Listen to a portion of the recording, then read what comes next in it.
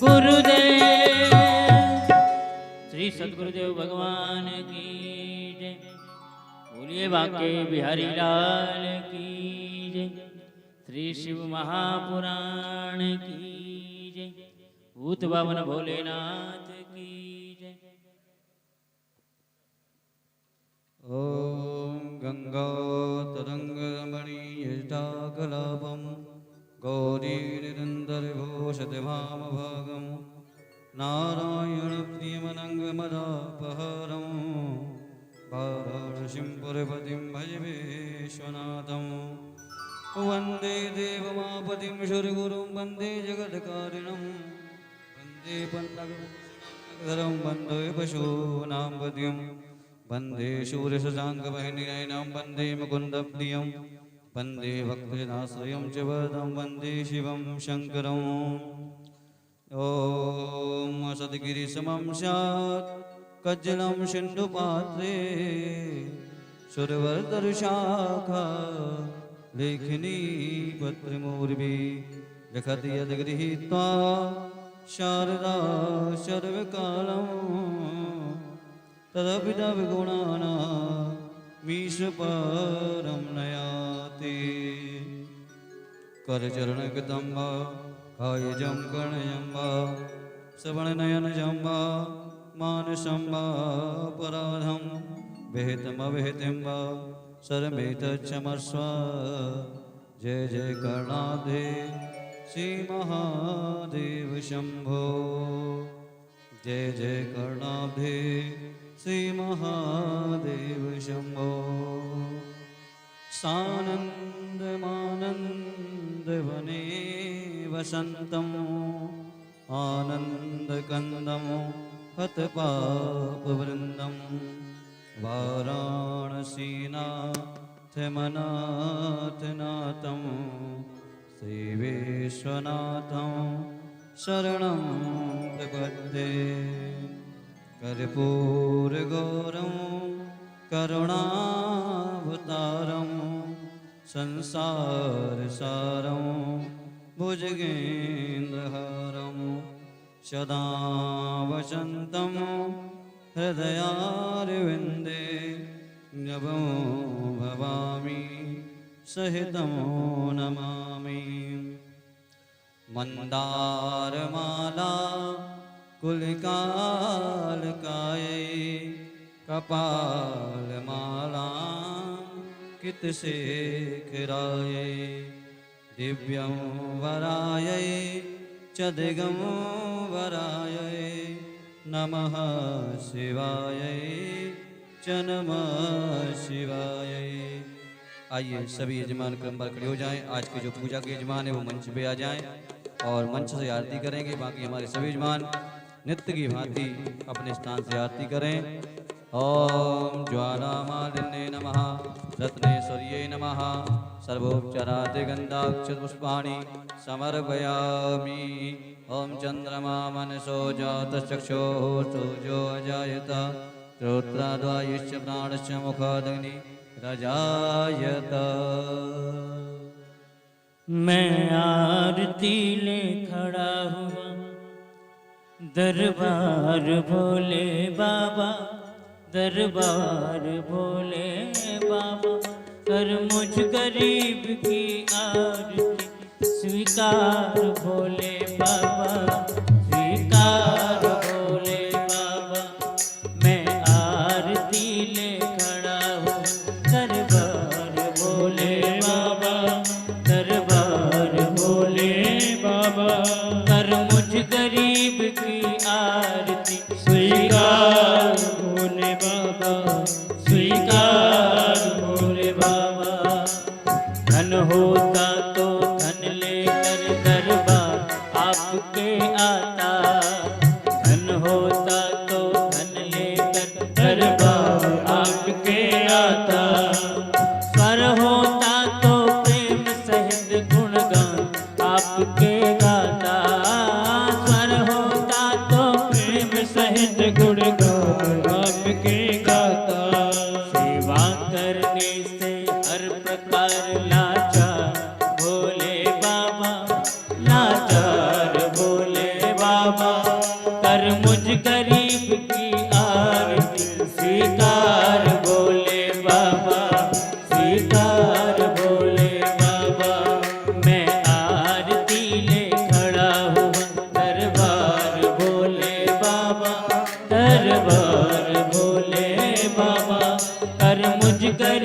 की आरती स्वीकार भोले बाबा स्वीकार भोले बाबा। नहीं मांगता धन और दौलत ना कोई भी माया, नहीं मांगता धन और दौलत ना कोई भी माया।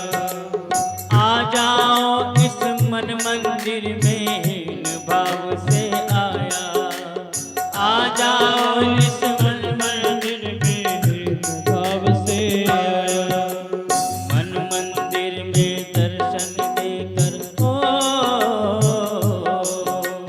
मन मंदिर में दर्शन दे उपकार भोले बाबा कर उपकार भोले बाबा कर मुझ गरीब की आरती स्वीकार भोले बाबा स्वीकार भोले बाबा स्वीकार भोले बाबा स्वीकार भोले बाबा। जब तक पूजन पाठ प्रभु जी मैं कुछ भी ना जानूं, जब तक पूजा पाठ प्रभु जी मैं कुछ भी ना जानूं।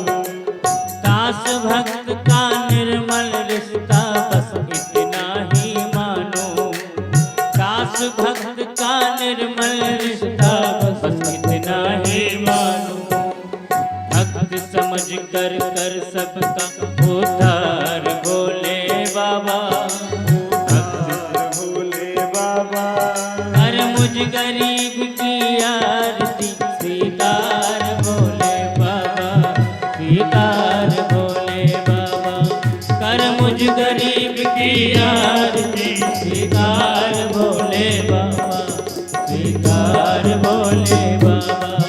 मैं आरती ले खड़ा हूँ दरबार भोले बाबा, हाँ दरबार भोले बाबा कर मुझ गरीब की आरती स्वीकार भोले बाबा स्वीकार भोले बाबा स्वीकार भोले बाबा। कर्पूर गौरम करुणावतारम संसारसारम भुजगेन्द्रहारं सदा वसन्तं हृदयारविन्दे भवं भवामि एकं नमामि। त्वमेव माता च पिता त्वमेव बन्धो च सखा त्वमेव वेद्या द्रविणं त्वमेव सर्वं मम देव देव।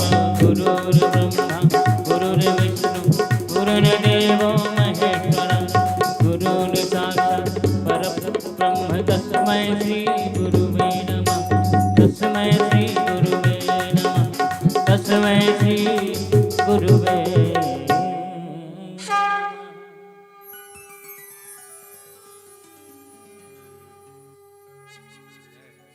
ओम ज्वालामालिन्ये नमः रत्नेश्वर्ये नमः सर्वोपचारादिगन्धाक्षपुष्पाणि समर्पयामि।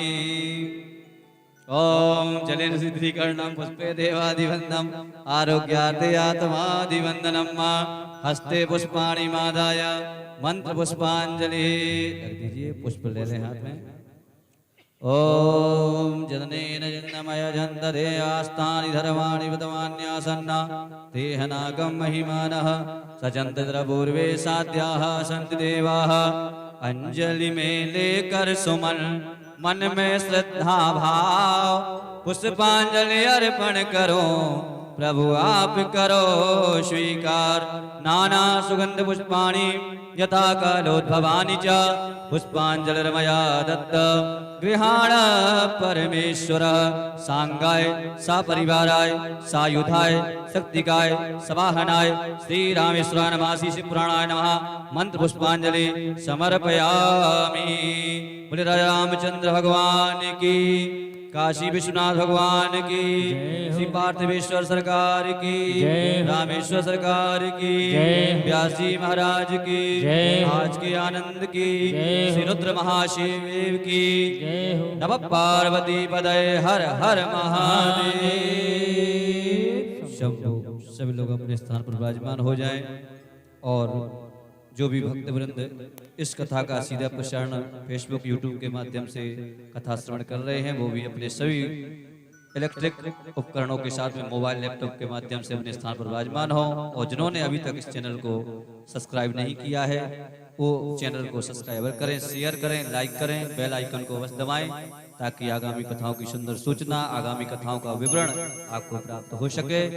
आइए, समय थोड़ा अविलंब बढ़ चुका है तो अपनी वाणी को विश्राम देते हुए व्यास जी महाराज से निवेदन करें, भगवान की पावन कथा श्रवण करा करके हमारे मानव जीवन को धन्य करें, कृतार्थ करें। बोले रामेश्वर धाम की जय।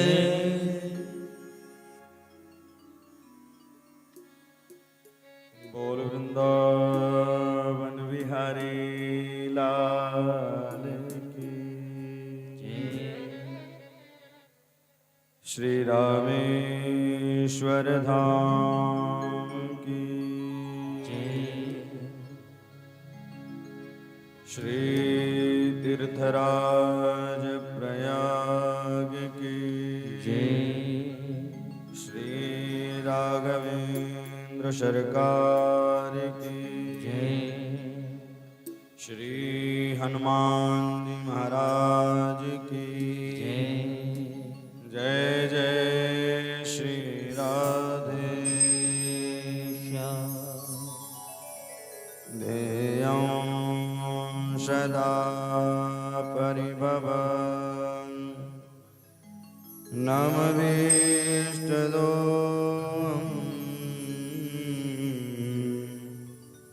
तीर्थास्पदं शिवविरन्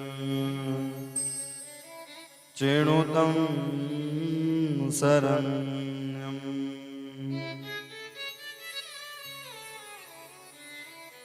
विद्यार्थिहं प्रणतपालभवाब्धिबोधम् वन्दे महापुरुषते शरणारविन्दम्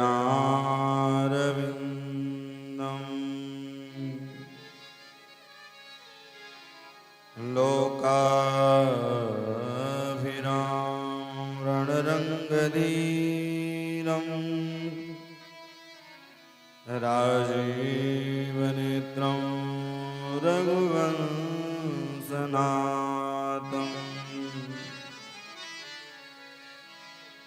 कारुण्यरूपं करुणाकरन्तम् श्रीरामचन्द्रं शरणं प्रपद्ये।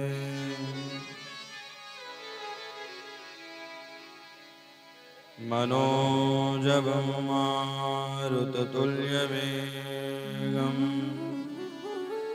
जितेन्द्रियं बुद्धिमतां वरिष्ठम्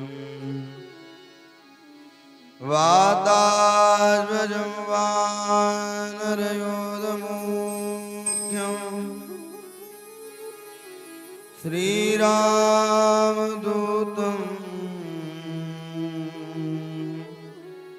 शरणं प्रपद्ये। जयन्ती मंगलाकाली भद्रकाली कपालिनी दुर्गा क्षमा शिवा धात्री स्वाहा सुधा नमस्तुते। शब द्वारन को छोड़ के मैं आयो तेरे द्वार, हे वृषभान की लाडली निक मेरे और निहार।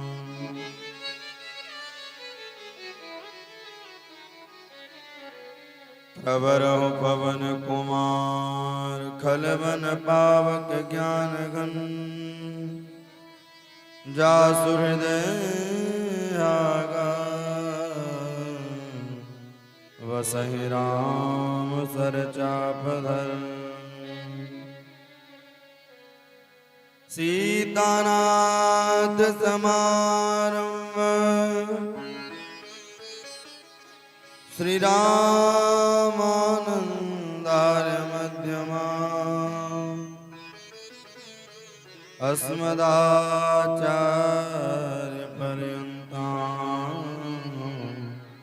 वंदे गुरु परंपरां।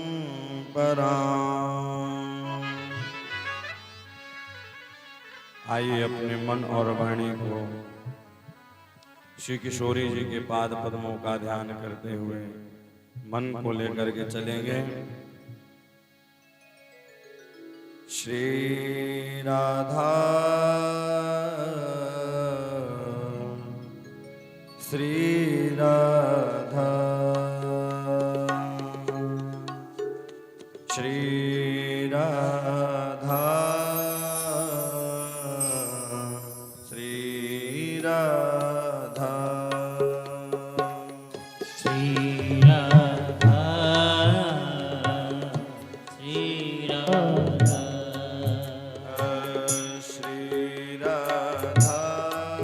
श्री राधा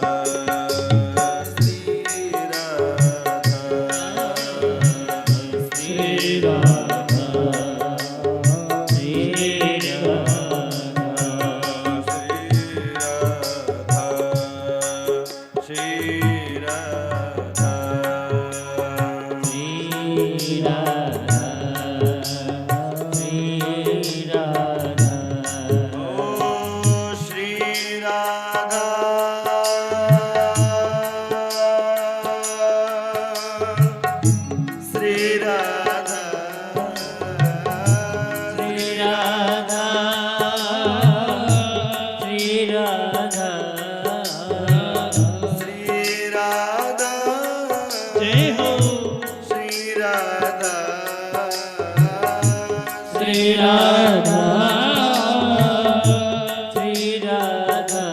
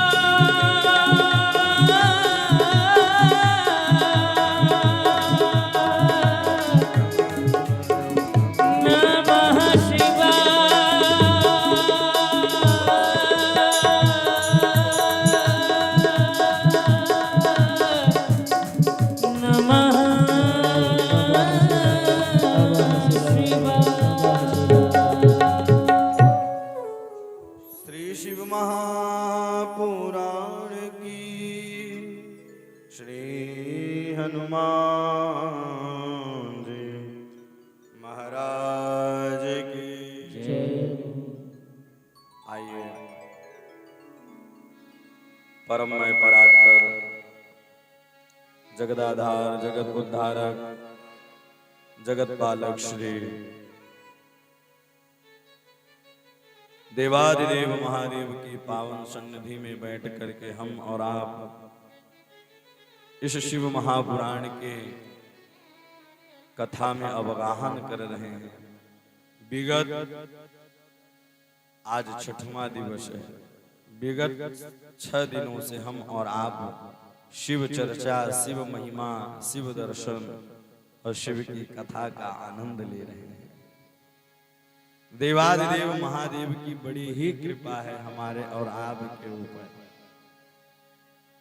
क्योंकि लोग एक दिन का भी समय नहीं निकाल पाते हैं और हम लोग 9-9, 10-10 दिन भगवान महादेव की गोद में बैठ करके सुंदर उनकी दिव्य कथाओं का रसास्वादन कर रहे हैं और अपने जीवन को धन्य बना रहे हैं।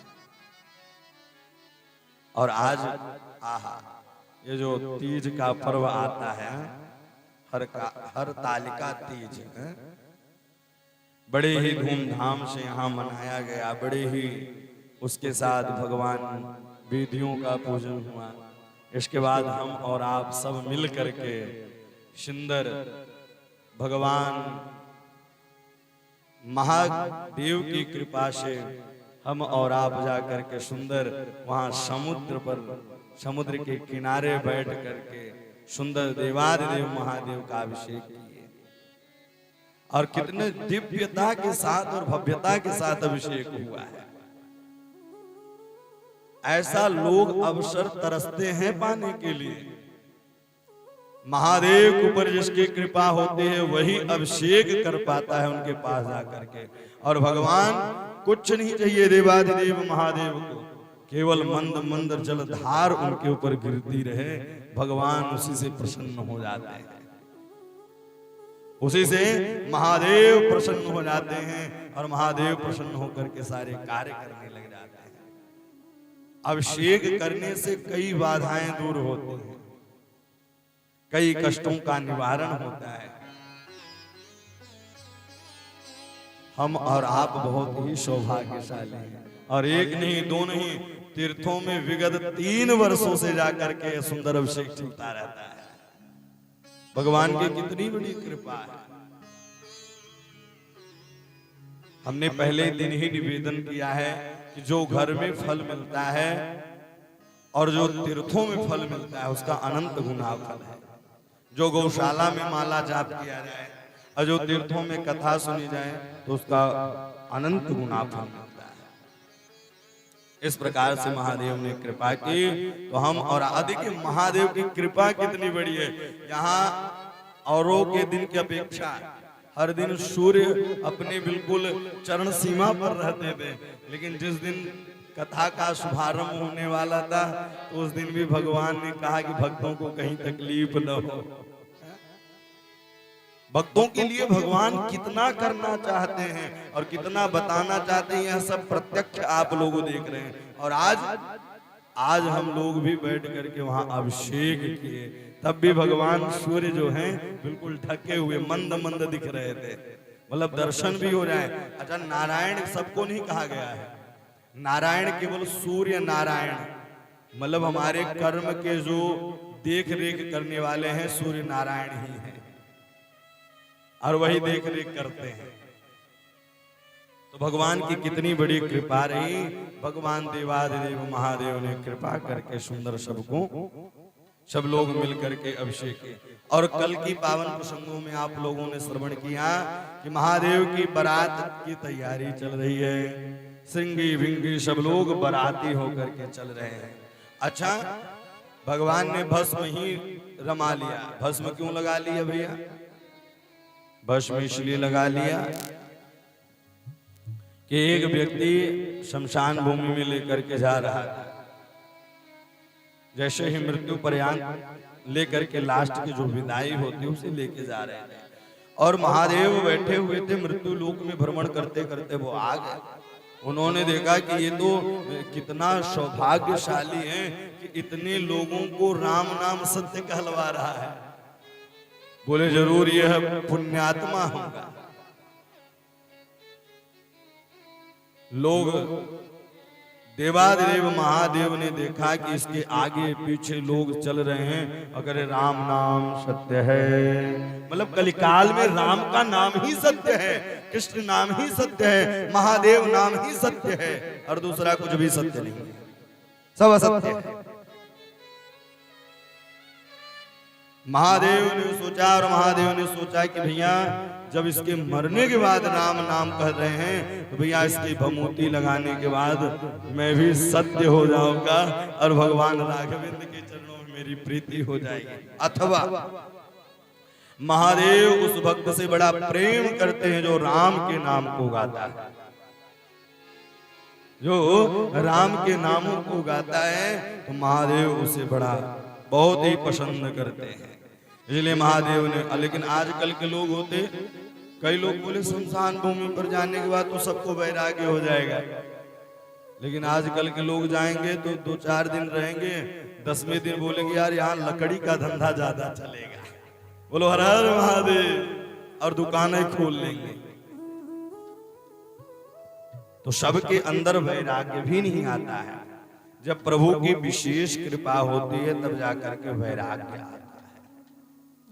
महादेव अंग भगवती सुंदर लगा लिए, चिताभस्माले पोगरल मसनम तिप्पट धरो, जटाधारी कंठे भुजगपतिहारी पशुपति, कपाली भूते सुभजत जगदीशई कपदवी,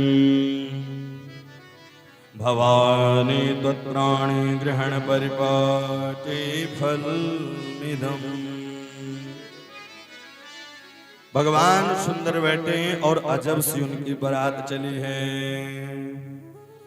और सुंदर सुंदर वह श्रृंगार किया और सुंदर सुंदर सजावट करके शिव ही शंभु गण करहि श्रृंगार, शिव शंभु करहि श्रृंगार, शिव ही शंभु गण करहि श्रृंगार, शिव शंभु करहि श्रृंगार, जटा मुकुट अरि मोरु सवारा, जटा मुकुट मोर समारा, कुंडल कंकण पहिरे व्याला, कुंडल कंकण पहिरे व्याला,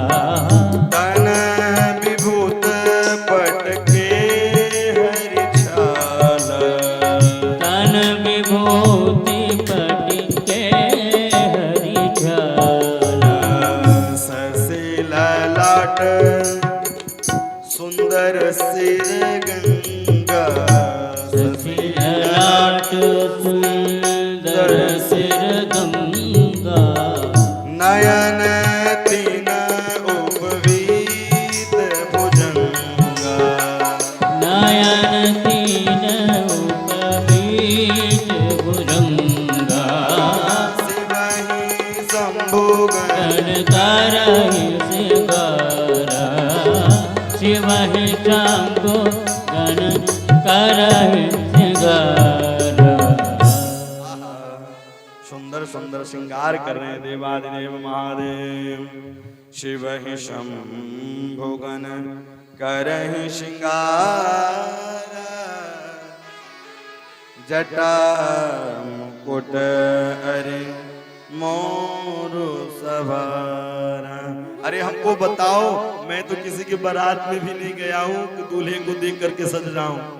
मुकुट प्याला सुंदर कुंडल कंकन पहिरे व्याला, तन विभूत पट के हरि छाला, ससे ललाट सुंदर सिर गंगा,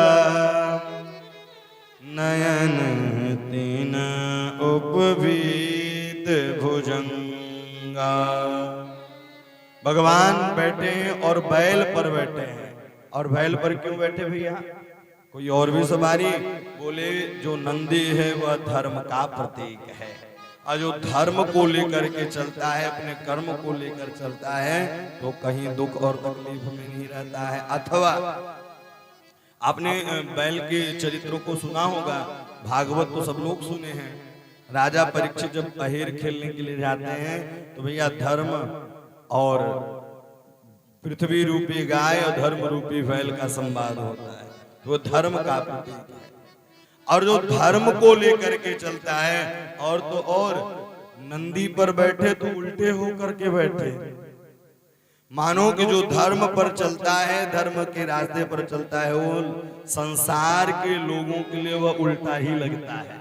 बोलो हर हर महादेव। वह संसार के लोगों के लिए उल्टा ही लगता है। क्यों? क्योंकि जो भगवान से प्रेम करेगा, भगवान से रीति करेगा, जो सत्संग करेगा, और जो अपनी अच्छा एक बात और है, सबकी पहनावा पता चलता है कि अमेरिकन है, ये चाइनीज है, ये जापान का है, ये भैया पंजाबियों का है, ये मराठियों का है, लेकिन हमारे और आपका पहनावा अभी तक पता ही नहीं। क्यों? क्योंकि हम पहनावा से अपने वंचित हो रहे हैं। आज जिस प्रकार से आप लोग आहा सुंदर धोती लगाए, कुर्ता पहने, बगलबंदी पहने, उसके ऊपर शर्ट पहने, ये प्रभु की कृपा ही है। तो इस प्रकार से भगवान भोले बाबा बैल पर बैठे हैं, लेकिन बैल पर बैठ करके वह पीछे की ओर देख रहे हैं। क्यों देख रहे हैं? अच्छा, इसके कई कारण हैं। पहला कारण तो यह है कि जो धर्म की रीति से चलता है, वो उसका उल्टा ही संसार के लोगों के लिए लगता है। अथवा उन्होंने कहा कि मेरे जितने भी गण हैं, और उन गणों को मैं पीट करके कैसे उनके पीछे बैठूं। तीसरा, कैलाश पर्वत मेरा इधर है, इसलिए मैं उधर मुख करके, अपने घर को नहीं भूलना चाहिए। ससुराल में गए तो घर ही भूल गए। मतलब ये भोले बाबा सब बताना चाह रहे हैं कि व्यक्ति अगर ससुराल के लिए सज धज करके जाए तो घर को नहीं भूलना चाहिए। इसलिए भोले बाबा उल्टा बैठ करके देख रहे हैं। देवाधिदेव महादेव देखते जा रहे हैं, और सुंदर वहां से धीरे धीरे जाने लगे। कश्यपोत्री वसिष्ठश्च गौतमो भागीरुर्गुरुः कर्णो बृहस्पति शक्ति जमदग्नि पराशरा। आहा, कश्यप जी, अत्रि, वशिष्ठ, गौतम, भृगु, गुरु, बृहस्पति, कर्ण, जमदग्नि, पराशर, मार्कंडेय, शिल्पाग, अरुणाचल, अगस्त, च्यवन, गर्ग, शिला, दधीचि, भरद्वाज, पिंपलायन, अन्य सहित धीरे धीरे सब लोग पहुंच रहे हैं। और सब लोग पहुंच करके भैया सबको अलग अलग भैया सजावट की है अपनी अपनी।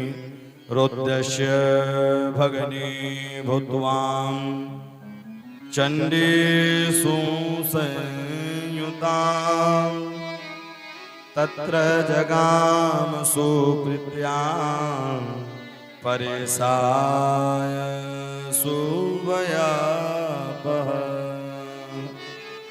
लेकिन जैसे ही बारात पहुंची, मैनाक ने देखा है, मैना ने देखा, और मैना देखते ही पता है भैया अब आरती करने के लिए आई, तो उनका दीपक थाला गिर गया नीचे।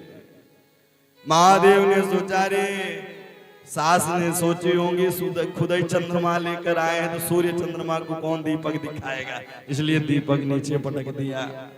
जल लेकर के भैया जल चढ़ाने की कोशिश, थर थर कांप रही थी, जल ही गिर गया। ऐसे ही जल गिरा तो भगवान भोले बाबा ने सोचा कि ये सोच रही होंगी इनके पास खुद ही गंगा जी हैं, तो इनको जल कौन देगा। और भैया भयानक हो गए। तदवाद ब्रह्मां समायात तेजसां राशिरोत्तमम्। अब उन्होंने कहा मैं विवाह ही नहीं करूंगी। अपने बेटी की खूब डांट फटकार ब्रह्मा विष्णु नारद समझाते रह गए। मैना को थोड़ा सा भ्रम होगा। क्यों हुआ? इस कथा से शिक्षा यही मिलती है कि जब हम भगवान के प्रति बढ़ते हैं, अपने गुरु के प्रति, अपने धर्म के प्रति जब श्रद्धा करते हैं, तो लोग बहकाने के लिए आ जाते हैं। अब आजकल देखिए धर्म परिवर्तन कराने के लिए लोग कहते हैं अरे हम आपको नौकरी दे देंगे, आपको इतना पैसा दे देंगे, आप धर्म चेंज कर दो। अब भैया कोई धर्म चेंज कर दे, कोई माता पिता चेंज कर दे, ये कैसे संभव हो सकता है? इसलिए धर्म की रक्षा करनी चाहिए, धर्म को लेकर के चलना चाहिए। अधर्म को जब हम लेकर के चलते हैं, धर्म का कार्य करते हैं, तो भगवान अपने आप ही धीरे धीरे कार्य करने लग जाते हैं। तावदेवं समायाता रुद्रसेना महाद्भुता भूत प्रेतादि संयुक्ता नाना गण समन्विता। भगवान ब्रह्मा विष्णु ने मैना को खूब समझाया है, अरे मैना ये कोई साधारण नहीं है, ये जगदाधार जगत उद्धारक जगत पालक स्वयं देवादिदेव महादेव है। इसलिए आप महादेव के ऊपर कृपा करें।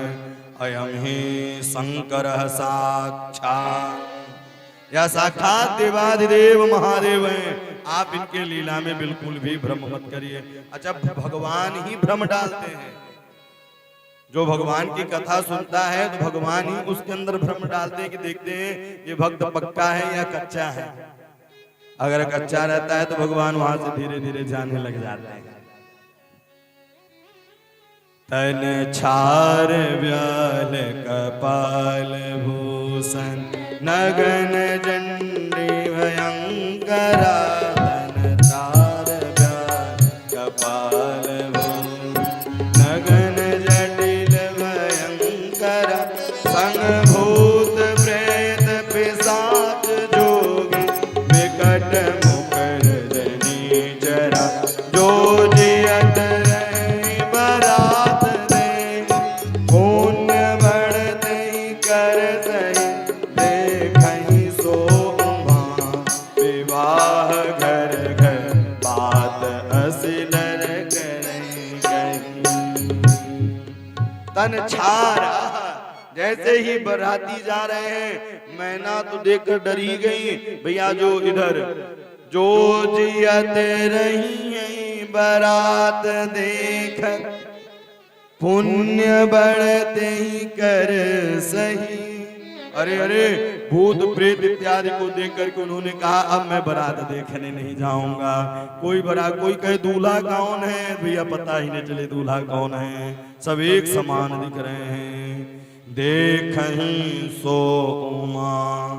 अब भैया इस प्रकार से देख देख करके सब लोग डर रहे हैं। संग भूत प्रेत पिशाच जोगिन विकट मुख रजनी चरा।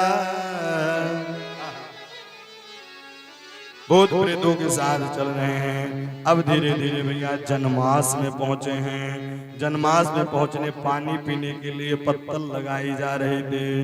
भैया पारस करने वाले लोग आ गए। अब जैसे ही पारस करने वाले लोग आए तो पत्तल रख दिया। ओह, विचित्र विचित्र लोग दिखाई दे रहे हैं। पत्तल जब रखा तो बोले भैया एक बिना दिखाई दिए बैठा था, आगे की ओर चला, बोले इधर बीच में भी पत्थर रखो। वो पत्थर ही छोड़ के भाग गया। बोले ये तो भैया हमारे बस की बात नहीं है, पत्थर ही छोड़ के भाग गए। और आगे की ओर गए तो भैया एक मुख की ओर रखा तो बोले चारों ओर रखो। चार मुख वाले भूत भी बैठे थे। अब मेरे बस की बात नहीं है। अब धीरे धीरे सब डरने लगे, कोई पानी पिलाने न जाए। जब कोई पानी पिलाने न जाए, किम करोमि को गख्यामि को मे दोख्य विमोहितां कुलादिकं विनष्टं मे विहितं जीवितं मम। अब पारस चालू करिए। और जैसे ही बल्टी में रखा, बल्टी में रखते रखते लेकर चलना प्रारंभ। जैसे ही चलना प्रारंभ किए वह आगे की ओर चले गए। पत्थर डली नहीं थी तो उन्होंने प्रसाद भी डाला। बोले सुनो, हमको आपने भुला दिया। अब वो चारों तरफ देख रहा है, बोल कौन रहा है। चारों तरफ देखने लगे बोल कौन रहा है, या कोई दिखाई नहीं दे रही, आवाज अपने आप आ रही है। चारों तरफ देख लिया और सब लोग भैया हे इस प्रकार से सब लोग वहां मदम श्रूया तथाम कर तो त्वम महर्षि गृहीत्वाम तनुजा जैना बद्धताम कंठे तु पार्वती। इस प्रकार से मैना ने भगवान का सुंदर आदर सत्कार किया है। सारा उनका मोह माया जो था वह माया दूर हो गया।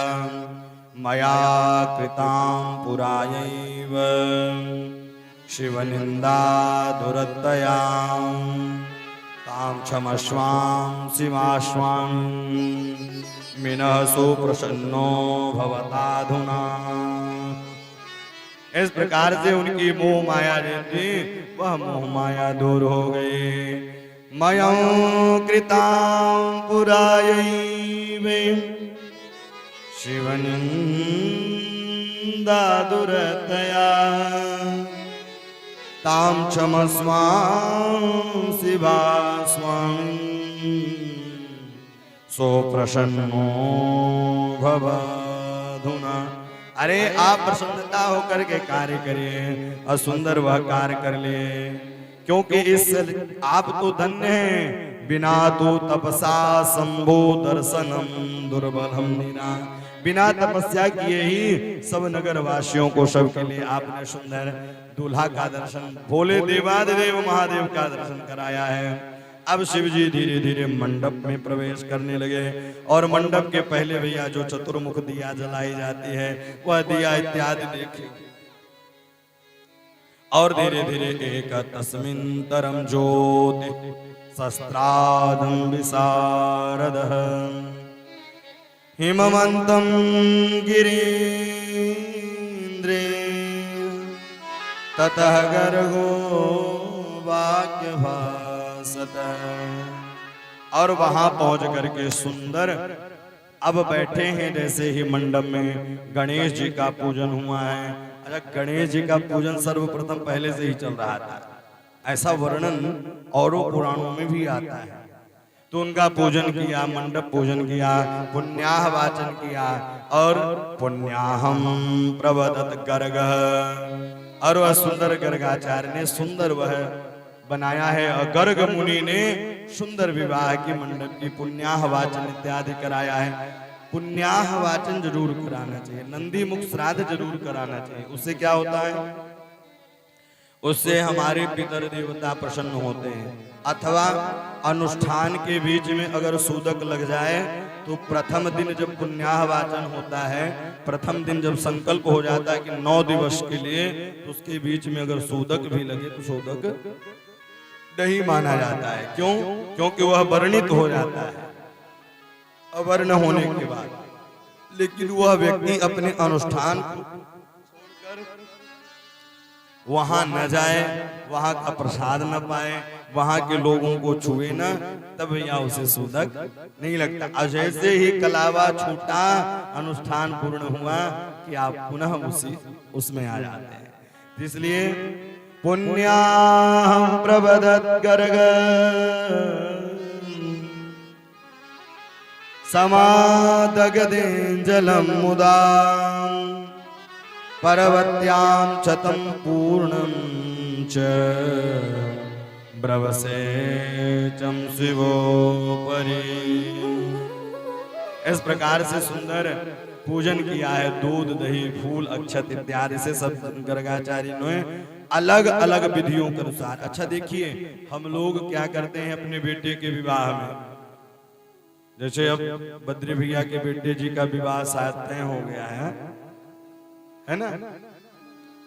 तो विवाह की योजना बन रही है। हम लोग क्या करते हैं, बैंड बाजा वाले बोलेंगे सुंदर सुंदर वाला बैंड बाजा हो, जो अच्छा बैंड बाजा वाला हो, अच्छा डीजे वाला। तो भैया उसी प्रकार से अच्छे पंडित भी ढूंढना चाहिए। आप अपने पंडित जी का सत्कार करिए, जो पुरोहित हैं, जो आपके आचार्य हैं, कुल आचार्य हैं, उनका सम्मान। लेकिन अगर उनसे नहीं आता है तो आप कोई वेदज्ञ ब्राह्मण को बुला करके उसका पारिश्रमिक श्रम दे देना चाहिए। और यहाँ तक कि जानते हैं, शादी के पहले खूब नाच गान कर लेना चाहिए और शादी के बाद रिसेप्शन कर लेंगे, अनेक प्रकार के काम करें, लेकिन शादी के दिन केवल वेद मंत्रों का उच्चारण होना चाहिए, अवेद पाठ होना चाहिए। अब आजकल हम लोग फैशन में चल गए, भगवान की पूजा, भगवान के पाठों को महत्व नहीं देते हैं, बिल्कुल भी महत्व नहीं देते हैं। भैया उसमें जब अपमान होता है, अच्छे से पूजा नहीं हो पाती, तभी तो जाकर के कोर्ट में केस पहुंच जाता है। बोलो हर हर महादेव। अगर अच्छे से रीति रिवाज से कार्य कराया जाए तो उसे ही धर्म पत्नी कहा गया है, औरों को धर्म पत्नी नहीं कहा गया है कि मंदिर में गए, माला डाली, बोले हम पति पत्नी हो गए, बोले नहीं, धर्म पत्नी वही है जो धर्म के अनुसार कार्य करवाया जाए, जो धर्म कर्म है वही कराया जाए। और जब हम धर्म कर्म के साथ कार्य करते हैं तो हमारे यहाँ धर्म पुत्र की उत्पत्ति होती है, सुंदर पुत्र आते हैं, और जो सुंदर पुत्र की उत्पत्ति होती है वह कुल का विस्तार करते हैं, कुल को चलाते हैं। देखिए आज की नहीं है, पुरानी परंपरा देखी जाए तो ऋषि महात्मा भी यही कहा करते थे, एक गोत्र वाले के यहाँ विवाह नहीं करना चाहिए, यह सब देखना चाहिए। और आजकल लोग नहीं देख रहे हैं इसीलिए दुखी हैं, और जो देख रहे हैं, जो चला रहे हैं वो सुखी हैं आज भी। इसलिए वेदज्ञ ब्राह्मणों को बुलवाएं, सुंदर वेद का सुंदर ध्वनि सुनाई दे।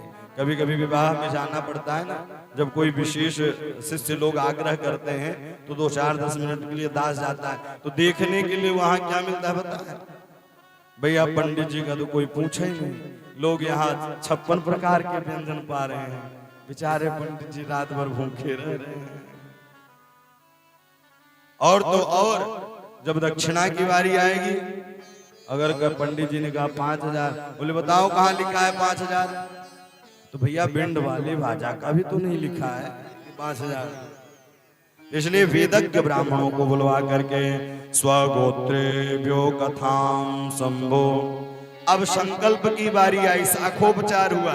देखिए विवाह में शाखोपचार होता है, शाखोपचार आप लोग जानते हैं, आप लोगों के यहाँ, हम लोगों के यहाँ तो अभी रीति रिवाज से ही विवाह होता है। 3 पीढ़ी के गोत्रों को मिलाया जाता है, 3 पीढ़ी के उधर के गोत्र, 3 पीढ़ी के इधर के गोत्र, उसे शाखोपचार कहते हैं। और शाखोपचार एक बार कन्या पक्ष के पंडित जी बोलेंगे और एक बार वर पक्ष के पंडित जी बोलते हैं, उसको शाखोपचार कहते हैं। जुड़ने को ही शाखोपचार कहा गया है। अब भैया बोले महादेव का गोत्र क्या है, सब लोग परेशान हो गए। भैया उनके गोत्र के लिए बाबा से पूछे, बाबा बेचारे चुपचाप बैठे रह गए, बोले हमें खुद ही नहीं पता कि हमारा गोत्र क्या है। स्वगोत्रे कथां संभो प्रवरश कुलम तथा न वेद तथा शाखां माकर्षे समतस्य। बाबा ने बता नहीं पाया भैया इनका कोई गोत्र नहीं है। भगवान के जब भक्त हो जाते हैं, भक्त को जो नाम ले ले वही गोत्र हो जाता है, क्योंकि हर भक्तों के लिए आते हैं। कोई किस रूप में भज रहा है, कोई बेटे के रूप में, कोई पति के रूप में, कोई स्वामी के रूप में, कोई शत्रु के रूप में, हर प्रकार से भगवान को बजा जाता है। इसलिए इनके गोत्र सुगोत्रे गोत्रहीनश्च कुलहीन कुलीनकः। इनका प्रवर क्या है, पाद क्या है, शाखा क्या है, गोत्र क्या है। अब भैया आजकल लोगों को भी पता नहीं है, कई ब्राह्मणों को भी पता नहीं है हमारे गोत्र क्या है, हमारी शाखा क्या है, हमारा प्रवर क्या है। लेकिन यह सब पता होना चाहिए। वाम पद में वाम पाद का पाद है या दाहिना पाद है, सब जानकारी होनी चाहिए। जब जानकारी हो जाए तो भैया उसी प्रकार से ब्राह्मणों को कार्य करना चाहिए। तो इस प्रकार से शाखोपचार के बाद अब इधर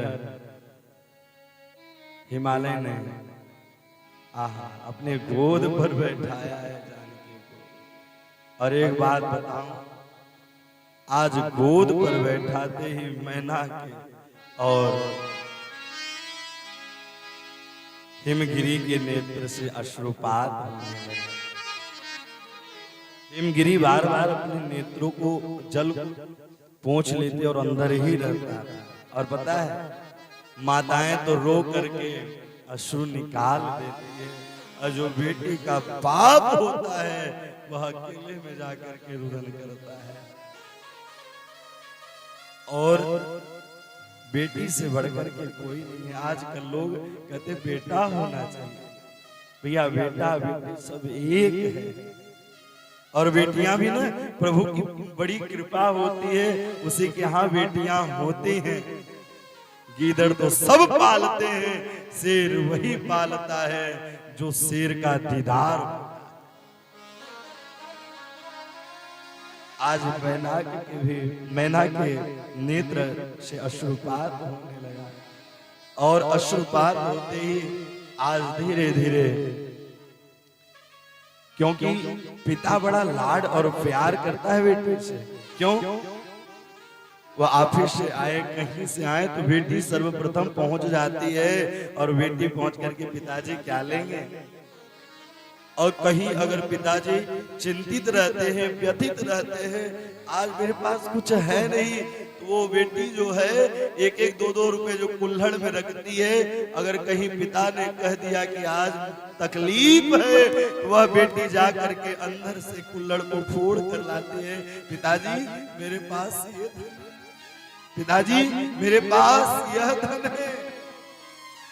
आज उसी को सब याद करके रहे हैं। और उधर रोते रोते उनका हृदय बड़ा विदीर्ण हुआ। मैया पार्वती को गोद पर बैठाया है, महादेव के हाथों में मैया पार्वती के हाथों को दे दिया है। बड़े विधि विधान के साथ विवाह हुआ। और विवाह होने के बाद इधर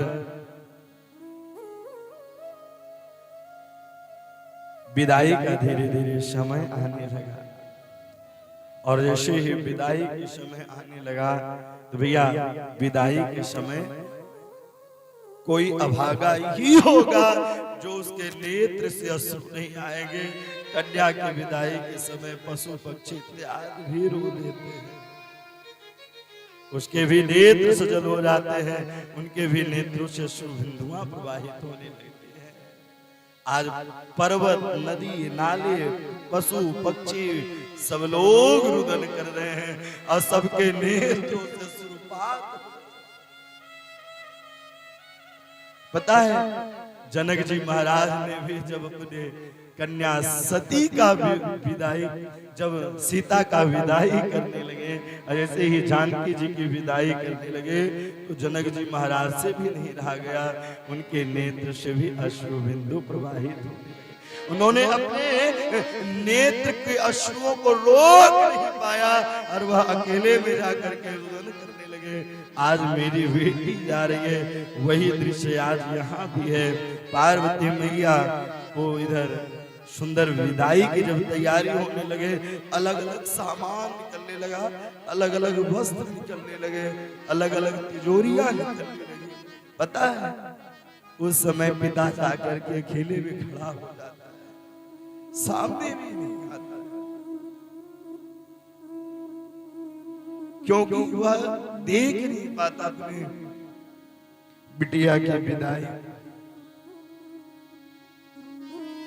परिवार वाले जो होते हैं एक एक सामान निकालते हैं। आज जनक जी महाराज उधर मैना और हिमगिरी जो हैं एक वृक्ष के होटल में जाकर के खड़े हो गए और खड़े हुए और इधर वही दृश्य है, श्री जनक जी महाराज भी खड़े हो गए हैं। आज बेटी जनक की अवध को चली, आज बेटी जनक की अवध को चली। माँ की ममता चली, घर की लक्ष्मी चली। माँ की ममता चली, घर की लक्ष्मी चली। माँ की ममता चली, घर की लक्ष्मी चली। माँ की ममता चली, घर की लक्ष्मी चली। आज बेटी जनक की अवध को चली। आज बेटी जनक की अवध को चली।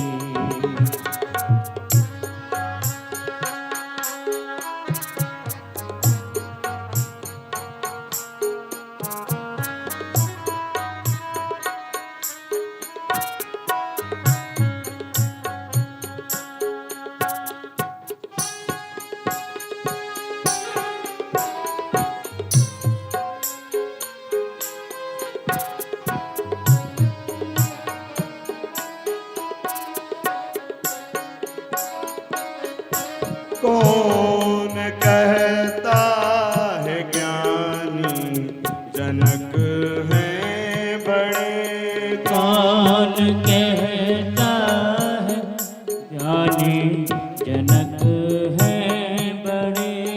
कौन कहता है ज्ञानी जनक है बड़े। कौन कहता है ज्ञानी जनक है बड़े। प्यारी बेटी के आंसू लिए हैं खड़े। प्यारी बेटी के आंसू लिए हैं खड़े। माँ सुने ना की आँखों की पुतली चली। माँ सुने ना की आँखों की पुतली चली। माँ की ममता चली, घर की लक्ष्मी चली। माँ की ममता चली, घर घर की की लक्ष्मी चली। आज बेटी जनक की अवध को चली। आज बेटी जनक की अवध को चली।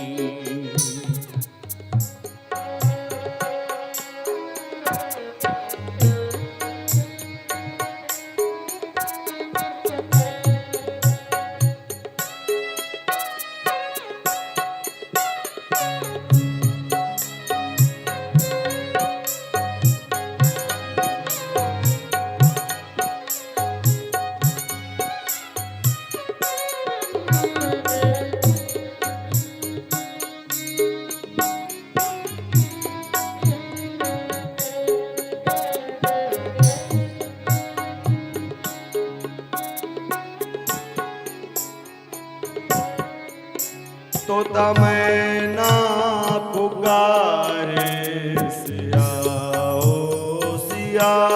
तो तमें ना पुकारे सिया ओ सिया। तोता मैना पुकारे सिया ओ सिया। तो तमें ना पुकारे सिया ओ सिया। बंद पिंजरे में क्यों तूने मुझको किया। बंद पिंजरे में क्यों तू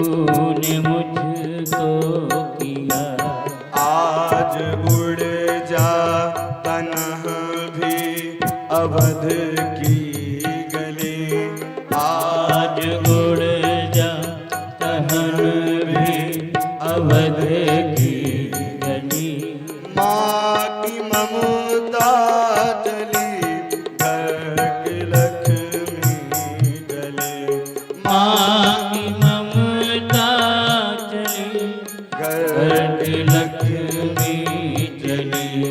आज बेटी जनक की अवध को चले। आज बेटी जनक की अवध को चली। अवध को चले। ओ अवध को चली। अवध को। तो तमन्ना पुकारे सिया ओ सिया। बंद पिंजरे में तूने क्यों बंद किया। पता है जिस दिन से कन्या जन्म ले लेती है और वह जब छोटी बड़ी होने लग जाती है तो वह संग्रह ही करती है। बेटे तो उड़ाते रह जाते हैं लेकिन बेटियां जो हैं संग्रह शुरू से ही करना चालू कर देती हैं। कभी सुंदर सुग्गा पालेंगे, कभी कोई भिक्षुक आएगा उसको भोजन प्रसाद खवाएंगे। और आज यही दशा हुई जब मैया पार्वती जाने की तैयारी की है तो जितने भी पशु पक्षी इत्यादि थे सब मैया पार्वती को याद कर रहे हैं। कौन कहता है ज्ञानी जनक है बड़े। प्यारी बेटी के आंसू लिए हैं खड़े। माँ सुने ना के आंखों की पुतली चले। आज बेटी अवध की, आज बेटी जनक की अवध को चली। आज विदाई का खूब यहाँ सत्कार खूब सामान्य दिया है। इमं कन्या तुभ्यामिं ददामि परमेश्वर। आज देवाधिदेव महादेव को सौंपते हुए उन्होंने कहा मेरे पास कुछ भी नहीं है और जो था मैं आज आपको ही दे दे रहा हूं। आप चाहे संभाल कर रखे, आवाज से आपकी अमानत। हिमांचल ने इस प्रकार से सुंदर गीत बधाई गीत सुंदर विदाई गीत की तैयारी की है। नाना प्रकार के दहेजों को दिया है और दहेज को देने के बाद दहेज दियो बहुभांति पुण्य कर जोर हिम धूदर कहो। का देऊ पूरण का शंकर चरण पंकज गहीर हो। लेकिन आजकल के कुछ लोग होते हैं जब कन्या के विवाह में जाएंगे, पार्टियों में जाएंगे, कहेंगे अरे अरे सब बनवाया है लेकिन रसगुल्ला नहीं बनवाया। पता है उस समय भगवान भी उसके ऊपर रूठ जाते हैं। जिस दिन से कन्या जब आ जाती है तो व्यक्ति लोग संग्रह करने लगता है, 2 कपड़े कम पहनने लगते हैं। अरे अरे विवाह करना, एक एक रुपया देखने को मिलता है भैया। कई पिता अपने बेटी के लिए जमीन भी बेच देते हैं, अपने आप को भी लगा देते हैं दांव पर और ब्याज पर पैसा लेकर आते हैं, विवाह करते हैं। लेकिन लोग जाकर के भोजन प्रसाद फेंकते हैं, नालियों में फेंक देते हैं। आज ये नहीं बनवाया, आज वो नहीं बनवाया। भैया कभी भी जाइए ना, आप देखिए सारे बाराती सस्ते हैं, सब लोग सस्ते हैं, लेकिन जो बेटी का पिता होता है वो फटे पुराने कपड़े ही पहन करके खड़ा रहता है द्वार पर। कोई अतिथि आएगा सम्मान कर, उसके चरणों की जो यह पादुका होती है वह फटी रहती है और वह पुराने कपड़े पर ही विवाह कर लेता है, पुराने कपड़े ही पहन करके वह विवाह कर लेता है। लोग कहते हैं अरे खरीद लेना, बोले नहीं नहीं, ये बेटी को देने में कहीं कम न पड़े, बेटी की ही व्यवस्था में लगा रहता है, बेटी के ही व्यवस्था में। और पता है लोग कहते कुछ दिया नहीं है, अरे अपना उन्होंने प्राण दे दिया है, क्योंकि पिता के लिए ये बेटियां जो होती हैं वो प्राण होता है, और आपने कहा कुछ दिया नहीं। अरे निकम्मो, यह सोचना चाहिए कि दिया क्या, सब कुछ दे दिया है। जिसको सेया पाला बड़ा किया सब कुछ दे दिया, और आप कहते हो कुछ नहीं दिया। कभी भी जाना किसी कन्या के शादी में तो मदद जरूर करना, और कभी कभी किसी दीनहीन के अगर ऐसी नौबत आए तो खड़े होना चाहिए। आज समाज केवल हंसने के लिए खड़ा है, आज समाज देखने के लिए खड़ा है, लेकिन दुख में कोई समाज खड़ा नहीं होता है। कहीं विपत्ति आ जाए तो बोलेंगे मेरे परिवार वाले हैं, लेकिन जब उसकी कन्या बड़ी होने लग जाती है, जवान होने लग जाती है, कोई साथ देने वाला नहीं रहता है। मेरा इस कथा से संदेश यही है कि अगर जो भी श्रवण कर रहे हैं यहाँ भी और सोशल मीडिया के द्वारा भी, तो गरीब कन्याओं का जरूर मदद करना चाहिए। उसे उनका जितनी आपके पास श्रद्धा हो, जितनी आपके पास शक्ति हो, आप जरूर थोड़ा बहुत दीजिए।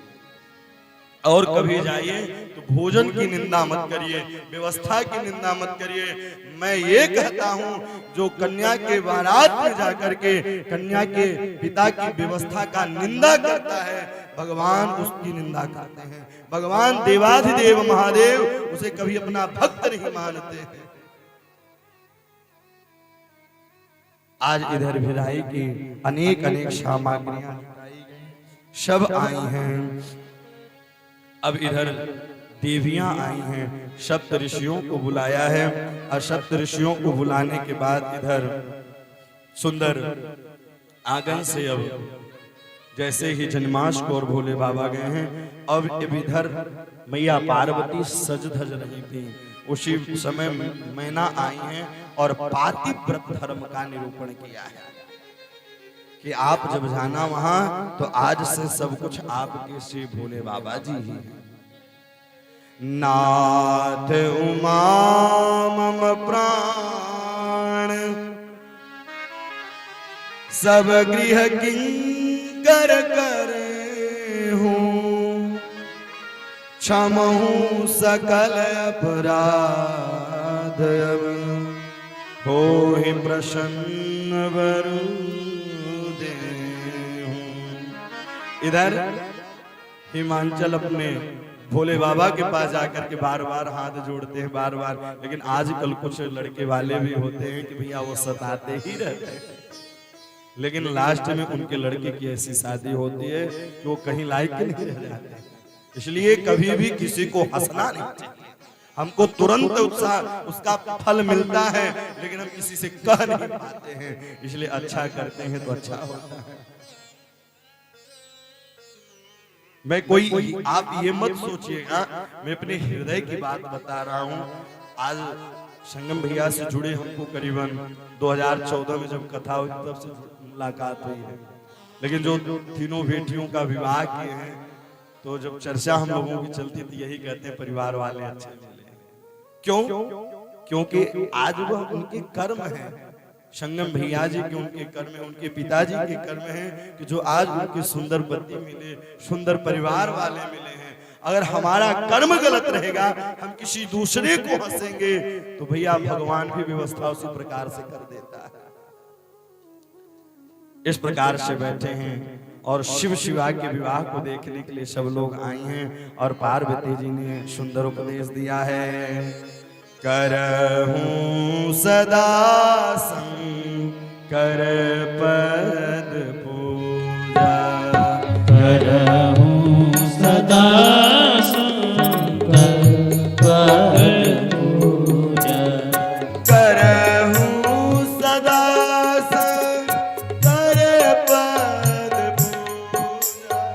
करहु सदा शंकर पद पूजा।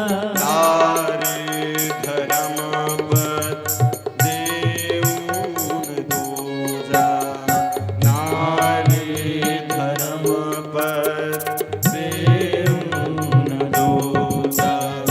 कत बीत सृजना री जग माही। कत बीत सृजना री जग माही। पराधीन सपन्यों सुख नाही। पराधीन सपन्यों सुख नाही। करहूँ सदा शंकर पद पूजा।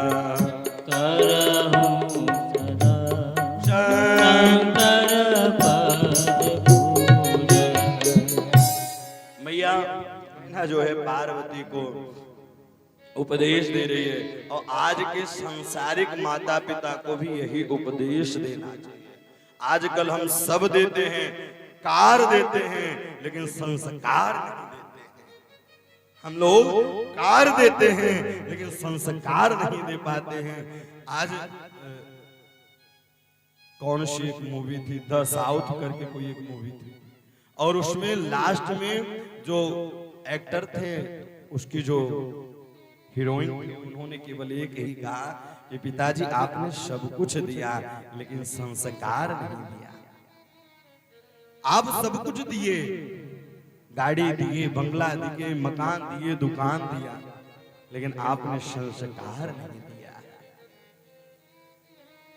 आप कुछ मत दीजिए लेकिन आप संस्कार दे दीजिए, भैया वह अपने आप ही काम बन जाएगा। आज मैना भी कह रही हैं, करहूँ सदा शंकर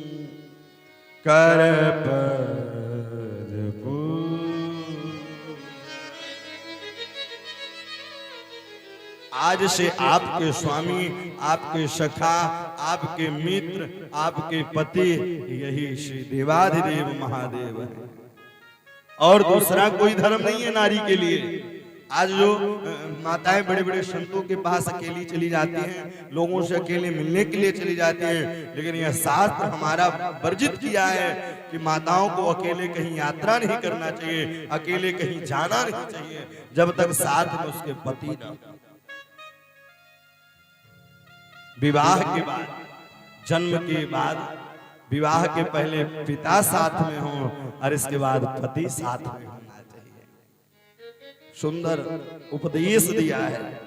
नारी धर्म पति देऊन दूजा। देवाधिदेव महादेव यह मेनाक कर रही है कि भैया पति के सिवा कोई दूसरा पूजा है ही नहीं, इसलिए पति की ही पूजा करो। पति पहले भोजन कर ले तब पत्नी को भोजन करना चाहिए। पति जब सो जाए तब पत्नी को सोना चाहिए। पति के उठने से पहले ही पत्नियों को उठना चाहिए। इस प्रकार से सुंदर उन्होंने ज्ञान दिया है। क्वं बं वा दुःखस्तं वा व्याधन्यामृतमेव च सुखी सुखितं दुःखितं वापि पतिमेकं न लभ्यते। इस प्रकार से पतियों की सेवा करना चाहिए। और पत्नी की पहचान होती है भैया पति के बीमारी के समय, आपत्ति के समय। सुख में तो अनेक बन जाते हैं, और जगह पर जाओ अलग अलग पति मिलेंगे, अलग अलग पत्नियां मिल जाती हैं। लेकिन हमारे भारत देश जो है, यह भारत देश जो है कामना की भूमि नहीं है, यह उपासना की भूमि है। इसलिए यहाँ उपासना करनी चाहिए, लेकिन हम लोग कामना में ही तृप्त रहते हैं।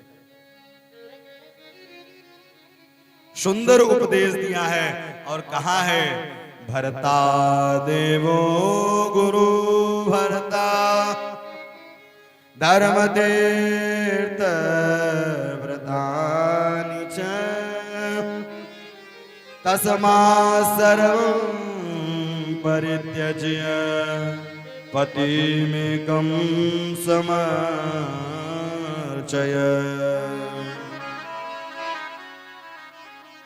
पति का सब पातिव्रत धर्म में इतनी शक्ति होती है कि भैया वर्णन क्या करें। आप लोगों को विदित होगी सावित्री की कथा, अत्रि की कथा, और भैया यहां तक कि मीराबाई की कथा। नारी एक वह थी जो ब्रह्मा विष्णु को पालने में झुलाया करती थी। नारी एक वह थी जो यमराज को अपने पति को बचाया करती थी। नारी एक वह थी जो राजपाट छोड़कर गिरधर गोपाल गाया करती थी। जाके सिर मोर मुकुट मेरो पति सोई। भैया इस संसार के पतियों से अच्छा उठकर जाना है, भगवान को ही शुभ मान लेना चाहिए। ऐसे वर को क्या बनूं जो जन्मे और मर जाए। बरबरियो महादेव को जासो जुड़ो अमर हो जाए। एक बार अगर उनसे जुड़ जाओगे कहीं जाने की जरूरत नहीं है। इस प्रकार से पितृ कार्य यज्ञ कार्य में गृहिणी के बिना नहीं होता। इसलिए पुरुषों को भी चाहिए कि भैया पत्नी को लेकर के ही सारे कार्य को करना चाहिए। तीर्थ में जाएं, यज्ञ करें, अनुष्ठान करें। पता है जब हम कथा तीर्थों में करने आते हैं ना, तो हमारे घर वाले भी नाराज हो जाते हैं। कहते हैं आप अकेले अकेले जाते हैं और कथा करके चले जाते हैं। हमने कहा भी संगम भैया का परमिशन नहीं है। तो इसलिए जब कभी भी जाएं, कहीं भी जाएं, तो भैया सुंदर सबको साथ में यज्ञ अनुष्ठान। और कई लोग बोले महाराज जी घर में थोड़ा अनबन होनी चाहिए। बोले अनबन हो लेकिन इतनी भी अनबन ना हो कि कोर्ट कचहरी तक जाना चाहे। नोक झोंक हो लेकिन वह प्रेम का ही नोक झोंक रहे, और एक को शांत होना ही पड़ता है। इसलिए कोई बोले तो वह शांत हो जाओ। यथा गंगा वगान शरीरम पावनम भवेत् तथा पतिव्रतां दृष्ट्वा सकल पावनम भवेत्। सारा तीर्थ वही है। अगर हम घर गए, यहाँ वर्णन दिया सास ससुर की पूजा। रामचरितमानस में तो बड़ा विस्तार से वर्णन है पातिव्रत धर्म का। मैया अनुसुईया ने मैया जानकी को उपदेश दिया है। जब धीरे धीरे चित्रकूट की आगे से जब बढ़े हैं तो वहां मुलाकात होती। इसके बाद फिर पंचवटी के लिए जब प्रस्थान करते हैं, उसके पूर्व ही सुंदर ज्ञान दिया है मैया अनुसुईया ने कि पातिव्रत धर्म का है, सास ससुर की पूजा करना चाहिए। आज एक माता पिता को छोड़ रहे हो तो कल आपको दूसरे माता पिता मिलेंगे। माता सास ससुर को भी चाहिए कि जिस प्रकार अपने बेटी की बातों को मानते हैं और बेटी को रखते हैं, उसी प्रकार बहू को भी रखना चाहिए। वो बेटी के समान ही रखते हैं।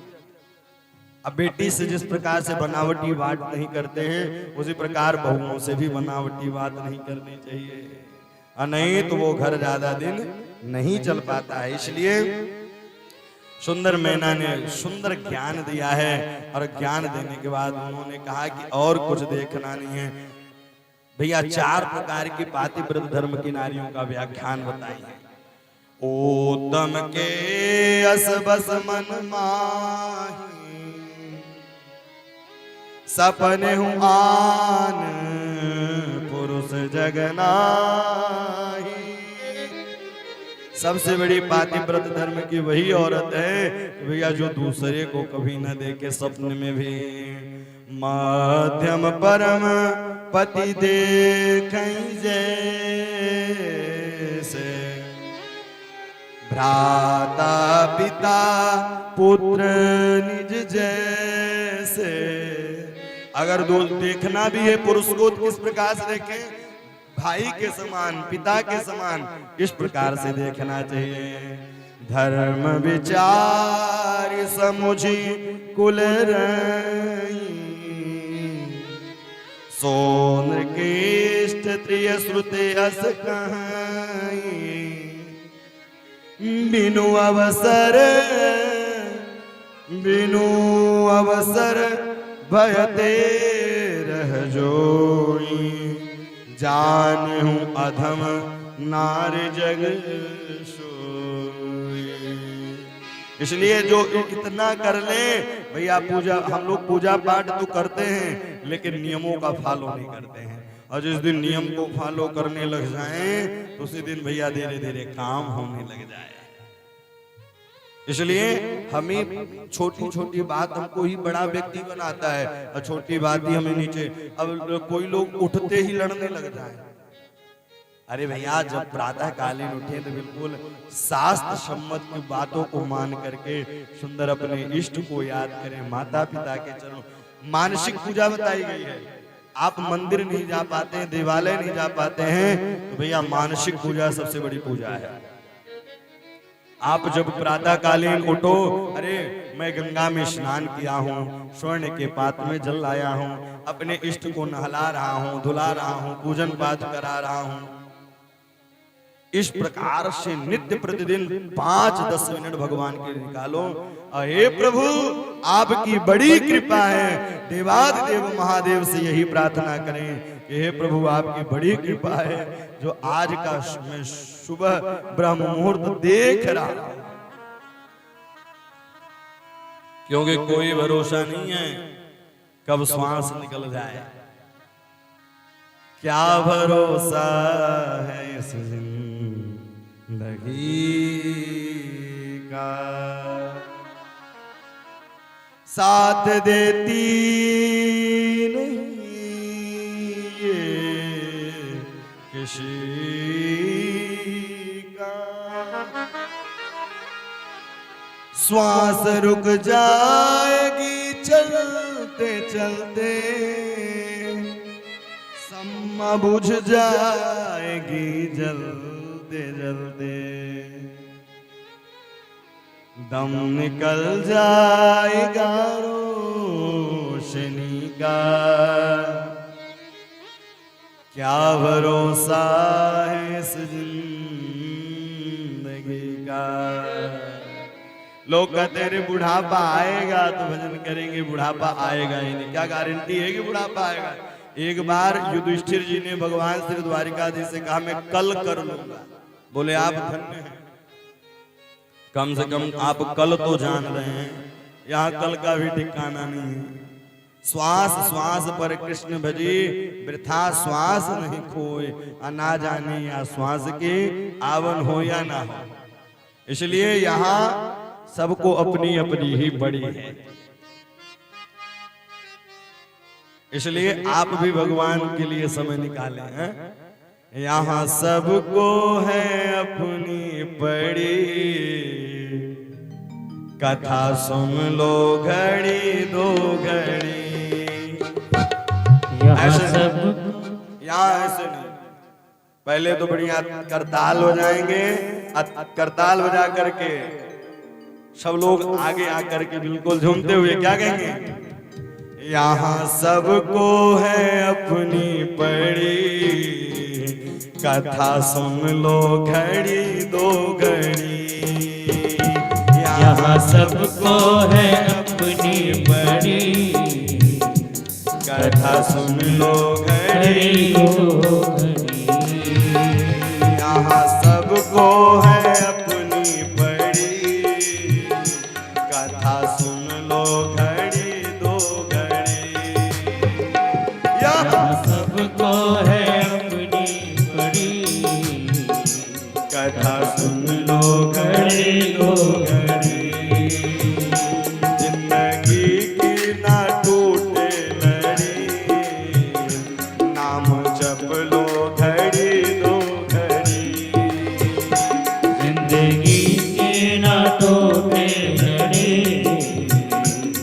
नाम जप लो घड़ी को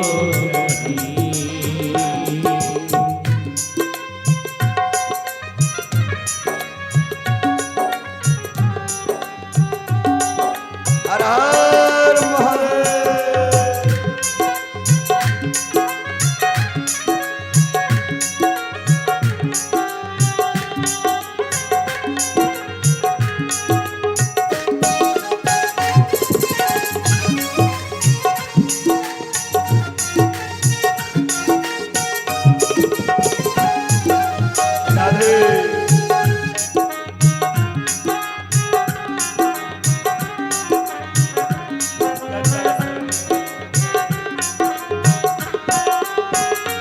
छोटी सी जिंदगानी है ये, बहती नदियाँ का पानी है ये।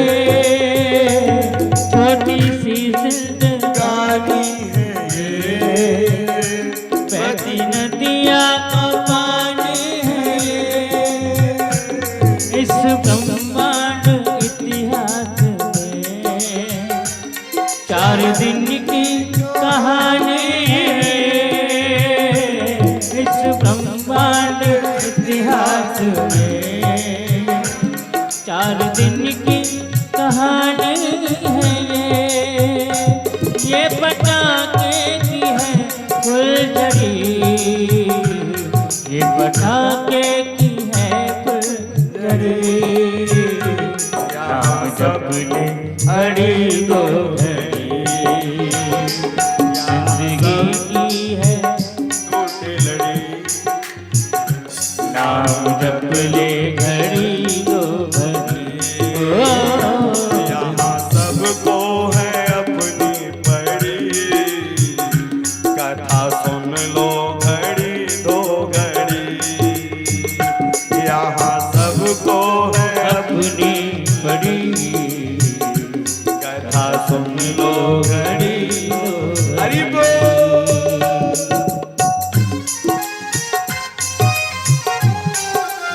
अरे संगम भैया जी,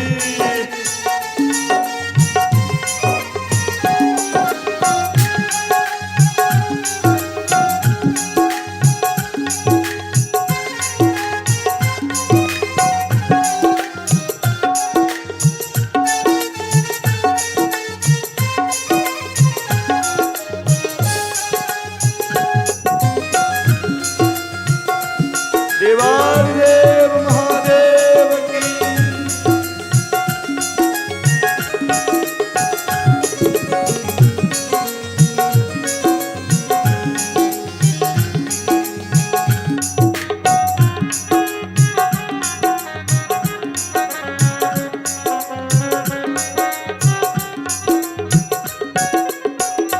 कोई आया कोई जाएगा, कौन किसके पीछे आएगा।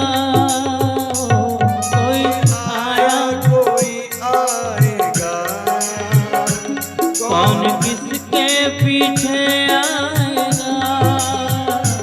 तोड़ पिंजरा पंछी चला, जाते जाते यही गाएगा। तोड़ के पिंजरा पंछी चला, जाते जाते यही गाएगा। यहाँ सबको है अपनी पड़ी, यहाँ सबको है अपनी पड़ी। कथा जप ले घड़ी दो घड़ी, यहाँ सबको है अपनी पड़ी, कथा सुन लो घड़ी दो घड़ी। जिंदगी की ना टूटे लड़ी, नाम जप ले घड़ी दो घड़ी।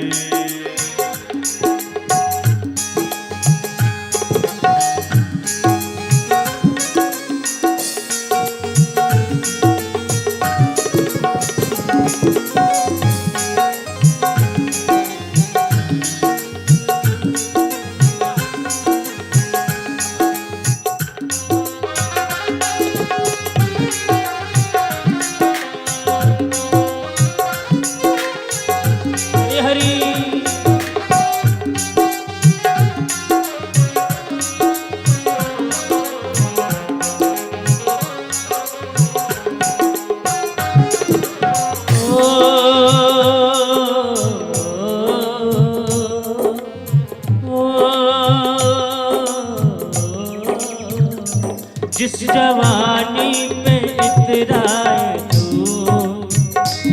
बातों बातों में ढल जाएगी, जिस जवानी पे इतराए तू, बातों बातों में ढल जाएगी, उभरा सीना सुकड़ जाएगा और कमर तेरी झुक जाएगी, उभरा सीना सुकड़ जाएगा और कमर तेरी झुक जाएगी, हाथ लेकर चलेगा छड़ी, हाथ लेकर चलेगा छड़ी। सुन ले घड़ी दो घड़ी,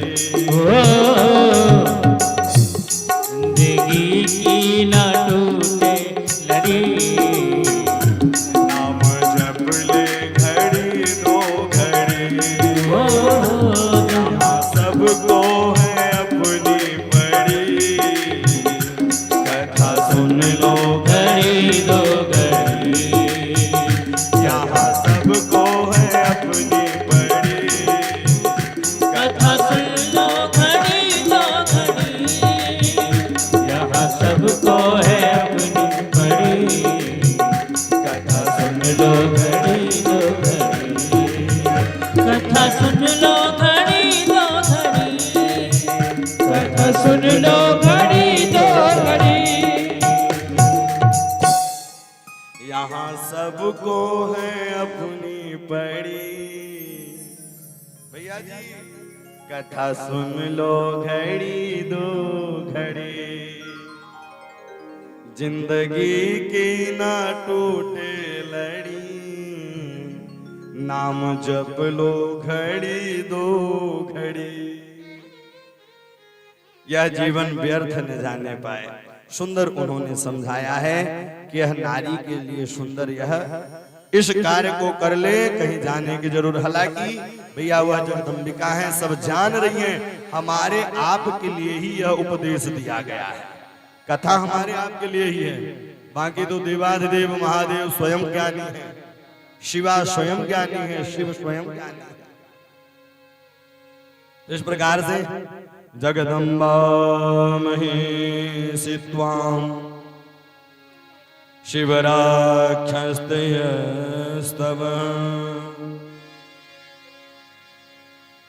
तस्मरणतो नार्यो भवते पतिव्रता। अगर पति परदेश चला जाए तो करना क्या चाहिए? उस समय केवल घर में रहकर के भगवान की आराधना करनी चाहिए।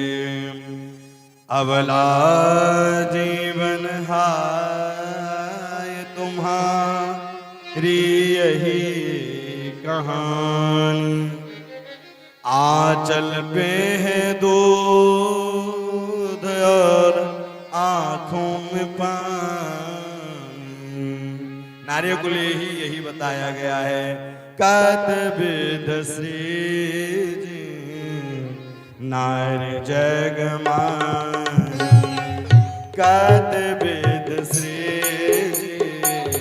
नारी जगमानी, कतविध श्री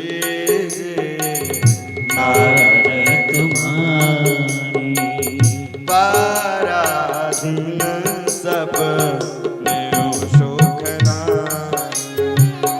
पराधीन सब इस प्रकार से उन्होंने सुंदर समझाया। इधर अब तैयारी हो गई जाने की, अब सब लोग जा रहे हैं और इधर देख करके सुंदर आहा यहाँ पुनः विलाप आया है। अब भैया अब लेकर पार्वती जी को चल दिए हैं और जाते जाते मैया जी को बचनों को याद करती हुई जा रही हैं कि सास ससुर गुरु सेवा कर पति रुकला की आयसु अनुसरे दूसरा कोई काम नहीं है जाते जाते। लेकिन जब पालकी पर मैया बैठी हैं पार्वती जी और पालकी पर बैठ करके चल दी हैं, अब भैया अब पर्दा वह नीचे हो गया। इधर हिमांचल जी रुदन कर रहे हैं, उधर मैया पार्वती मैना सब लोग धीरे धीरे रुदन करते इधर वेग गति के द्वारा सुंदर पहुंचे हैं। और मैया पार्वती के जन्म से लेकर के विवाह तक की लीलाओं को चिंतन किया है उनके पिताजी ने। जन्म हुआ छोटी सी थी, फिर इसके बाद पार्वती जी खेल खेल में गुड़िया इत्यादि बनाती, कभी मिट्टी के भोले बाबा बनाती, सबको याद किया है। सर्वं सुनरामि प्रवेशम मौनी भूत भवेति च प्रस्तावे चित्तमादुष्मु कार्यं कुरु नमस्तुते। इस प्रकार से भगवान के सुंदर गुणों को गाया है। देवादेव महादेव कैलाश पर्वत पर पहुंचे हैं और कैलाश पर्वत पर पहुंच करके वहां सुंदर लाड और प्यार करने लगे। धीरे धीरे जंगलों में जाते, नदियों में स्नान करने के लिए जाते। अब सब लोग बैठ गए। सिद्ध्यन्ति सर्व कार्याणि सत्यम सत्यम चयेन। और बाबा गोस्वामी तुलसीदास जी ने कह दिया, जो देवादिदेव महादेव के इस पावन चरित्र को सुनता है और सुनाता है तो भैया क्या होता है? चरित चरित सिंधु गिरिजा रमन वेदन पावै पार वरण तुलसीदास किमी अतिमति मंद गवार। जो इस चरित्र को गाता है, सुनाता है, जो कभी सुना नहीं है और जो कभी गाया नहीं है, भैया वह अतिमति मंद गवार। या कान मिला है किस लिए? कथा सुनने के लिए। अब बोले हमने तो सुनी थी कथा, क्या बार बार कथा सुनी? एक बार तो सुनी नहीं, नहीं बार मुहुर मुहुर जितनी बार सुनेंगे उतना ही आनंद आएगा। कहते भी हैं राम चरित जे सुनत अगाही, राम चरित जे सुनत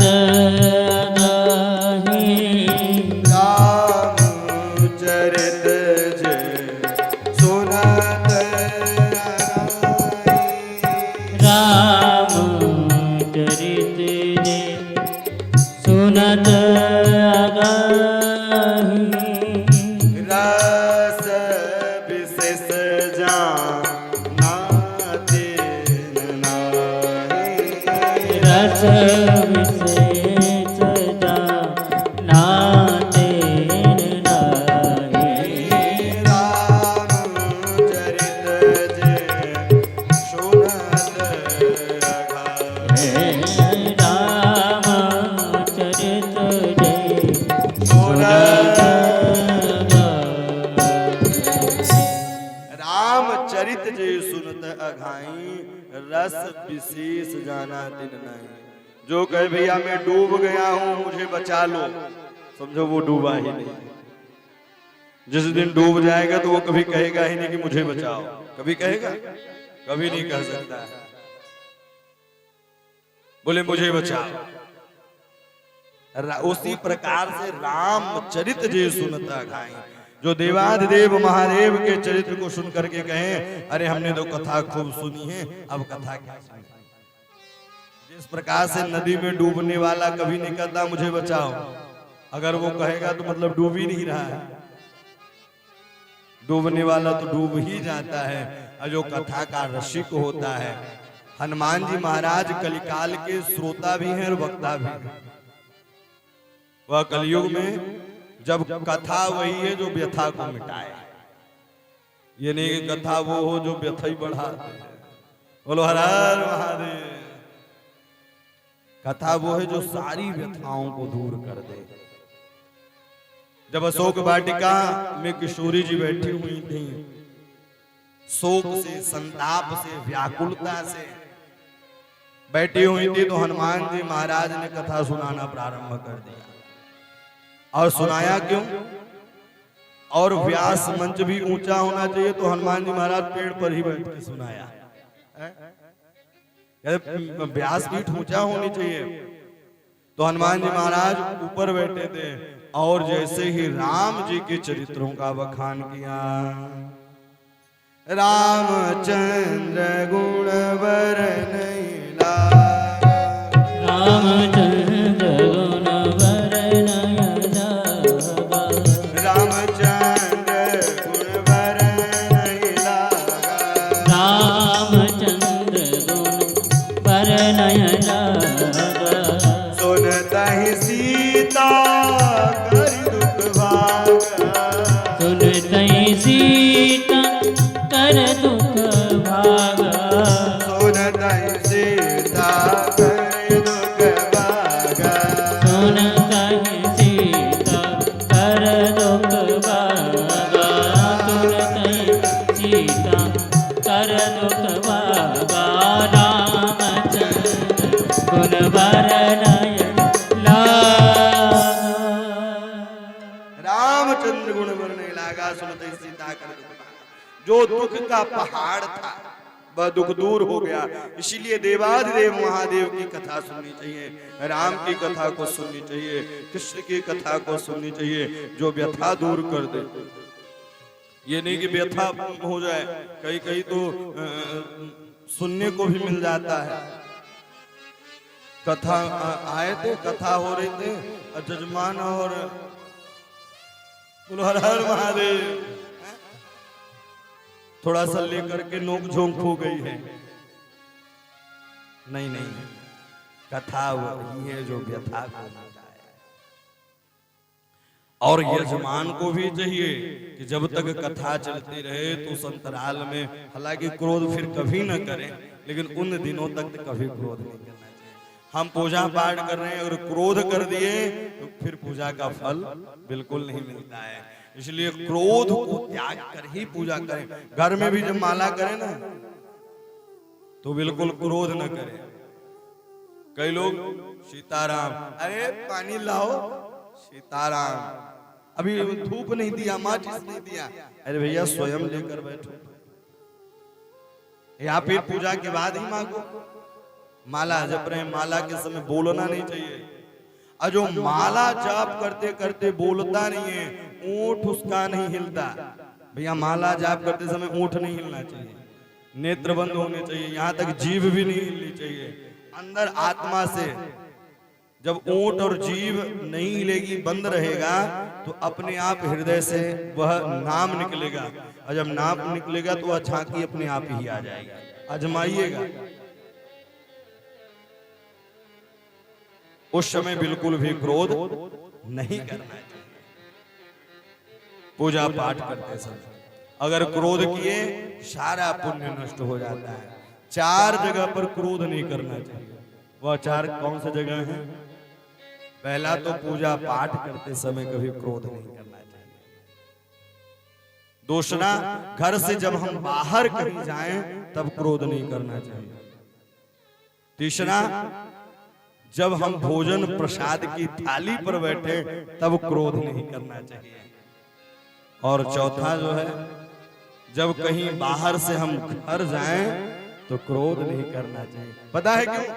बेटी, बच्चे, माता, पिता, पत्नी इंतजार में रहते हैं, लेकिन आपको बिजनेस में लेकर थोड़ा सा लाश हुआ, सारा गुस्सा जाके घर में ही उतार दिया, सारा गुस्सा। फिर इन जगहों पर कभी क्रोध नहीं करना चाहिए। आप बार बार जा रहे हैं, काम नहीं बन रहा है, किसी काम के लिए बार बार जा रहे हैं, काम नहीं बन रहा है, तो भैया शनिवार के दिन 7:30 बजे के पहले, 7 बजे के पहले एक नारियल लेकर के स्वास्तिक बना करके भगवान श्री दक्षिणमुखी हनुमान जी को चरणों में निवेदित कर दें। फोड़ना नहीं है। अच्छा, लोग करते भी है ऐसा काम, नारियल की खोपड़ी मंदिर में और नारियल का गोला पेट के अंदर में, बोलो हर हर महादेव। तो जाएं और चढ़ा के आ जाएं और उनके दाहिने पांव के सुंदर सिंदूर लेकर के अपने सुंदर भौहों के पास लगाएं और लगा करके इसके बाद ही उस काम के लिए निकले। हनुमान जी महाराज की कृपा होगी तो वह काम रुकेगा ही नहीं। देवाधिदेव महादेव की कृपा होगी तो अपने आप ही काम हो जाएगा। इस कार्य को जरूर करना चाहिए। हम लोग क्या करते हैं, तीर्थ चले जाते हैं, घर के देवता घर में ही बैठे रहते हैं और हम लोग खूब तीर्थों में घूमते हैं। भैया श्रद्धा तभी पत्थर की, पाषाण पत्थर की मूर्तियों में होगी जब घर के देवता प्रसन्न होंगे। घर के जब मैया मैना ने पार्वती को बताया तो यही कहा, सास ससुर की पूजा, इसके बाद जो नौकर हो उनको भोजन कराना चाहिए, अतिथि हो उनको भोजन कराना चाहिए, भिक्षुक जो आए उनको भोजन कराना। इसीलिए गृहस्थ जीवन श्रेष्ठ है। सन्यासी वैरागियों के पास तो कोई जाएगा भी नहीं, जाएगा तो प्रणाम ही करेगा, कुछ देकर ही आएगा, कुछ देकर ही आएगा। लेकिन गृहस्थों के यहाँ कोई अचानक ही पहुंच गया। अब जैसे जाना है भैया यात्रा में, रास्ते में कोई घर नहीं है। अब इस समय जैसे बहरी जाना हो तो भैया जो सोन की पुल है टूटी हुई है तो अमिलिया में फिर रुकना पड़ेगा है? फिर तो बद्रीन भैया जी याद आएंगे, भैया न गाड़ी है इधर की न उधर की, तो फिर वहीं रुकना पड़ेगा। तो गृहस्थ जीवन में कब कहां कैसे कौन व्यक्ति आ जाए कोई भरोसा नहीं है। इसलिए गृहस्थ जीवन ही श्रेष्ठ है। और गृहस्थ जीवन में रहकर के जो भगवान की भक्ति करता है वो सबसे श्रेष्ठ माना गया है। इस प्रकार से भगवान शिव ने कैलाश पर्वत पर जाकर के वहां विराज गए हैं। मालकोश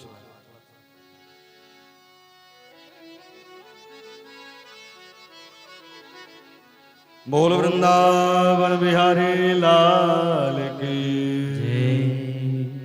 विवाह त्वां गिरिजां शंकरो लोक शंकर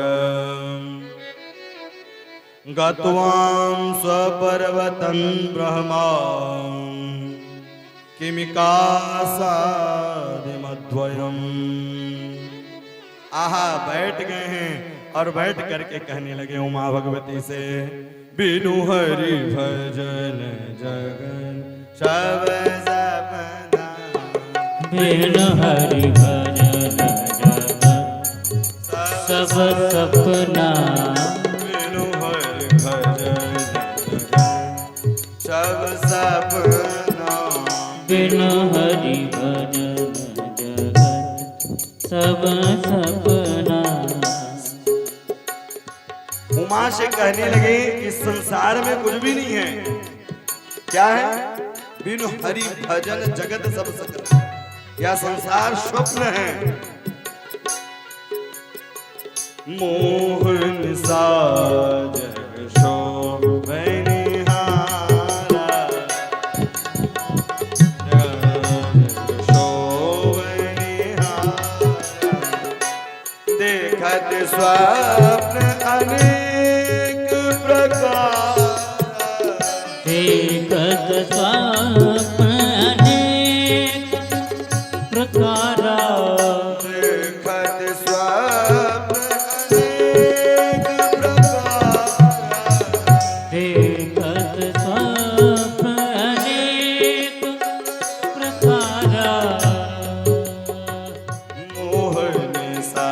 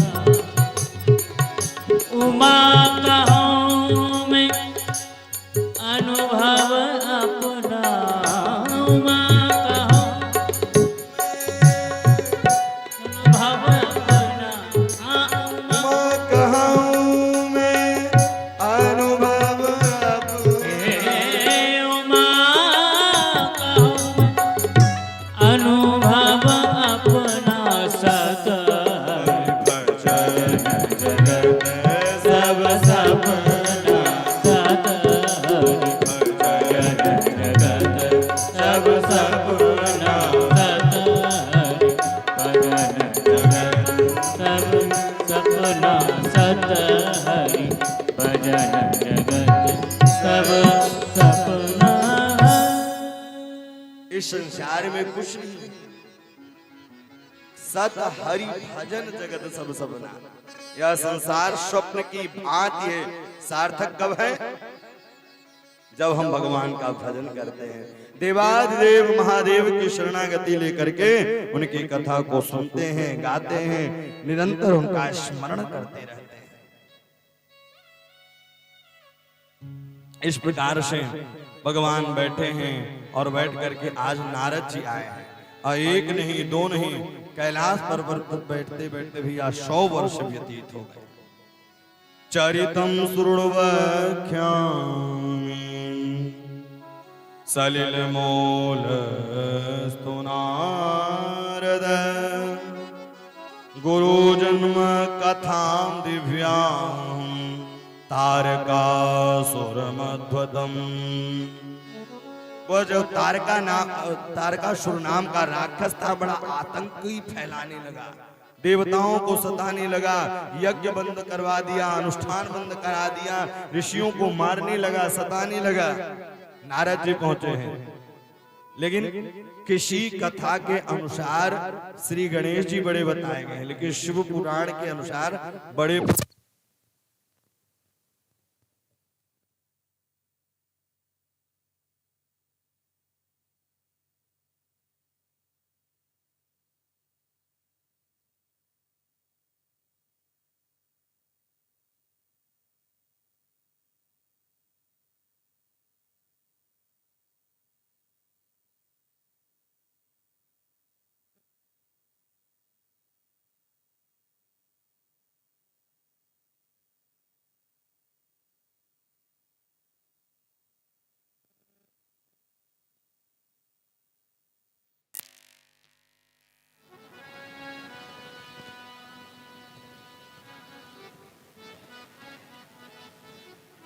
श्री राम जय राम जय जय राम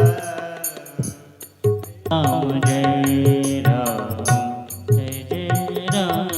ओ श्री राम जय राम जय जय राम। राम श्री राम जय राम जय जय राम। श्री राम जय राम जय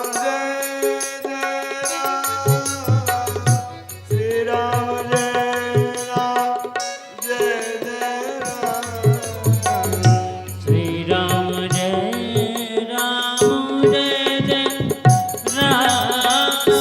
श्री राम जय राम जय जय राम। श्री राम जय राम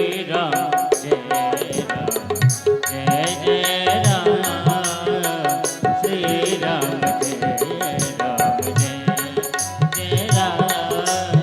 श्री राम श्री राम जय राम जय जय राम। श्री राम जय राम जय जय राम। देवाधिदेव महादेव की। जय तो कथा कहाँ चल रही थी? आहा, तारकासुर के आतंक से ग्रसित हैं और आप लोग निद्रा देवी से ग्रसित हैं। कथा सुन रहे हैं तो बिल्कुल बता दीजिए कि हाँ यहाँ पर चल रही है।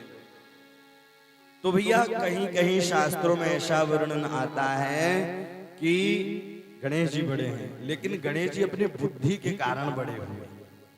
आगे की कथा में हम लोग श्रवण करेंगे। कार्तिकेय जी का जन्म हुआ। कार्तिकेय जी का जन्म कैसे हुआ? अथम सर्वे सुरास्तत्र एकत्रीभूय चैकदा। चिंता व्याधि बढ़ गई, कोई पुत्र नहीं हुए, कई वर्ष बीत गए, नारद इत्यादि सब भयभीत हो गए। लेकिन सब ब्रह्मा विष्णु नारद भगवान देवाधिदेव महादेव के पास पहुंचे हैं और वहां पहुंच करके उन्होंने सुंदर बोले, प्रभु कई वर्ष बीत गए, अभी तक कोई बालक नहीं हुए, गृहस्थ जीवन में आपने प्रवेश किया है और हम लोग आपके जो पुत्र होंगे तो भैया तारकासुर का वही उद्धार करेगा। चिंता नास्ति जगद्धत्व सर्वं भद्र भविष्यति शरणं व्रजं देवेश शंकर महाप्रभु। जैसे ही वह पहुंचे हैं, पहुंचने के बाद भैया पार्वती ने यहाँ देवताओं को, ऋषियों को, सबको श्राप दे दिया। कहा कि यह देवता लोग अपने कार्य साधने के लिए आते ही रहते, बीच बीच में जब मन पड़ता है तब आ जाते हैं। बिहार का समय हो रहा था, इसीलिए उन्होंने श्रापित कर दिया। और भगवान देवाधिदेव महादेव के शरीर से जैसे ही वीर्य बाहर आया है, आते भैया उसे थामे कौन? ऋषियों पत्नियों के पास गए, बोले मेरे बस की बात नहीं है। गंगा के पास गई तो गंगा जी ने कहा मेरे भी बस की बात नहीं है। तब वह हिमांचल पर्वत की ओर ही छोड़ दिया। और जैसे ही छोड़ा तो उसमें एक बालक उत्पन्न हुआ जिसका नाम कार्तिकेय हुआ। लेकिन अब उसकी देख रेख रक्षा कौन करे? तो जो सप्त ऋषियां थी, उन ऋषियों ने जाकर के सबने स्तनपान कराया है। और जैसे ही सबने रे रे सुरगणां सर्वे योऽयं दुष्ट्वा विशेषितः स्वार्थया सद्धया नित्यं तदर्थं दुःखमानगः। उस बीज को कोई थाम नहीं पा रहा था। तब देवाधिदेव महादेव ने कहा माघ महीने में जो प्रातःकालीन वेला स्नान ध्यान करेगा उसको वही इस वीर को थाम पाएगा। भैया ऋषियों के पास गए लेकिन उस तापमान को साध नहीं पाया। तस्य नहीं वर्ततम तत्र गताम सप्त मुनियस्त्रियां तपमाशो स्नान कामं प्रातः संयमायिद। प्रातःकालीन वह देवियां उठ करके पूजन पाठ करते थे, लेकिन गंगा जी के पास गई। गंगा जी ने कैलाश पर्वत की ओर ही कर दिया। भैया वह पुत्र जब निकला चारों ओर घूमने टहलने लगा, सप्त ऋषियों ने पै पान कराया है। और पै पान कराते ही अब कई वर्ष बीत गए। पार्वती जो क्रोधित थी, भगवान देवाधिदेव महादेव को प्रसन्न किया। पार्वती जी भी प्रसन्न हुई, बोले वह मेरा तेज पुंज गया कहाँ? और ऐसे ही तेज पुंज का ध्यान किया, ऋषियों को बुलाया। सप्त ऋषियों ने कहा वह तेज मैंने गंगा जी को दे दिया। गंगा जी ने कहा नहीं मैंने तो पर्वत की ओर ही कर दिया। तब भैया सूर्य से पूछा गया कि आपके सानिध्यता में हो? सूर्य ने कहा नहीं मैंने कोई बालक रोते हुए नहीं देखा। चंद्रमा से पूछा है, चंद्रमा ने कहा हाँ एक बालक पर्वत पर रुदन कर रहा था। तब गरुड़ ने भी कहा हाँ मैंने भी देखा है, एक बालक रुदन कर रहा था, एक बालक वहां रुदन कर रहा था। तब भैया खोज चालू कर दिए। खोज करते करते पता चला कि ऋषियों के, सप्त ऋषियों के पास यह बालक है। और सप्त ऋषियां पत्नियां आपस में रखी हैं। भैया बड़े प्रसन्न हुए महादेव कि हमारे तेज पुंज, हमारे बालक की उन्होंने रक्षा की है। वश्यम सैन्यावख्यान्यानि वेष्टयामासुरालयम् किं कर्तव्यं क्व गन्तव्यं महाभयमुपस्थितम्।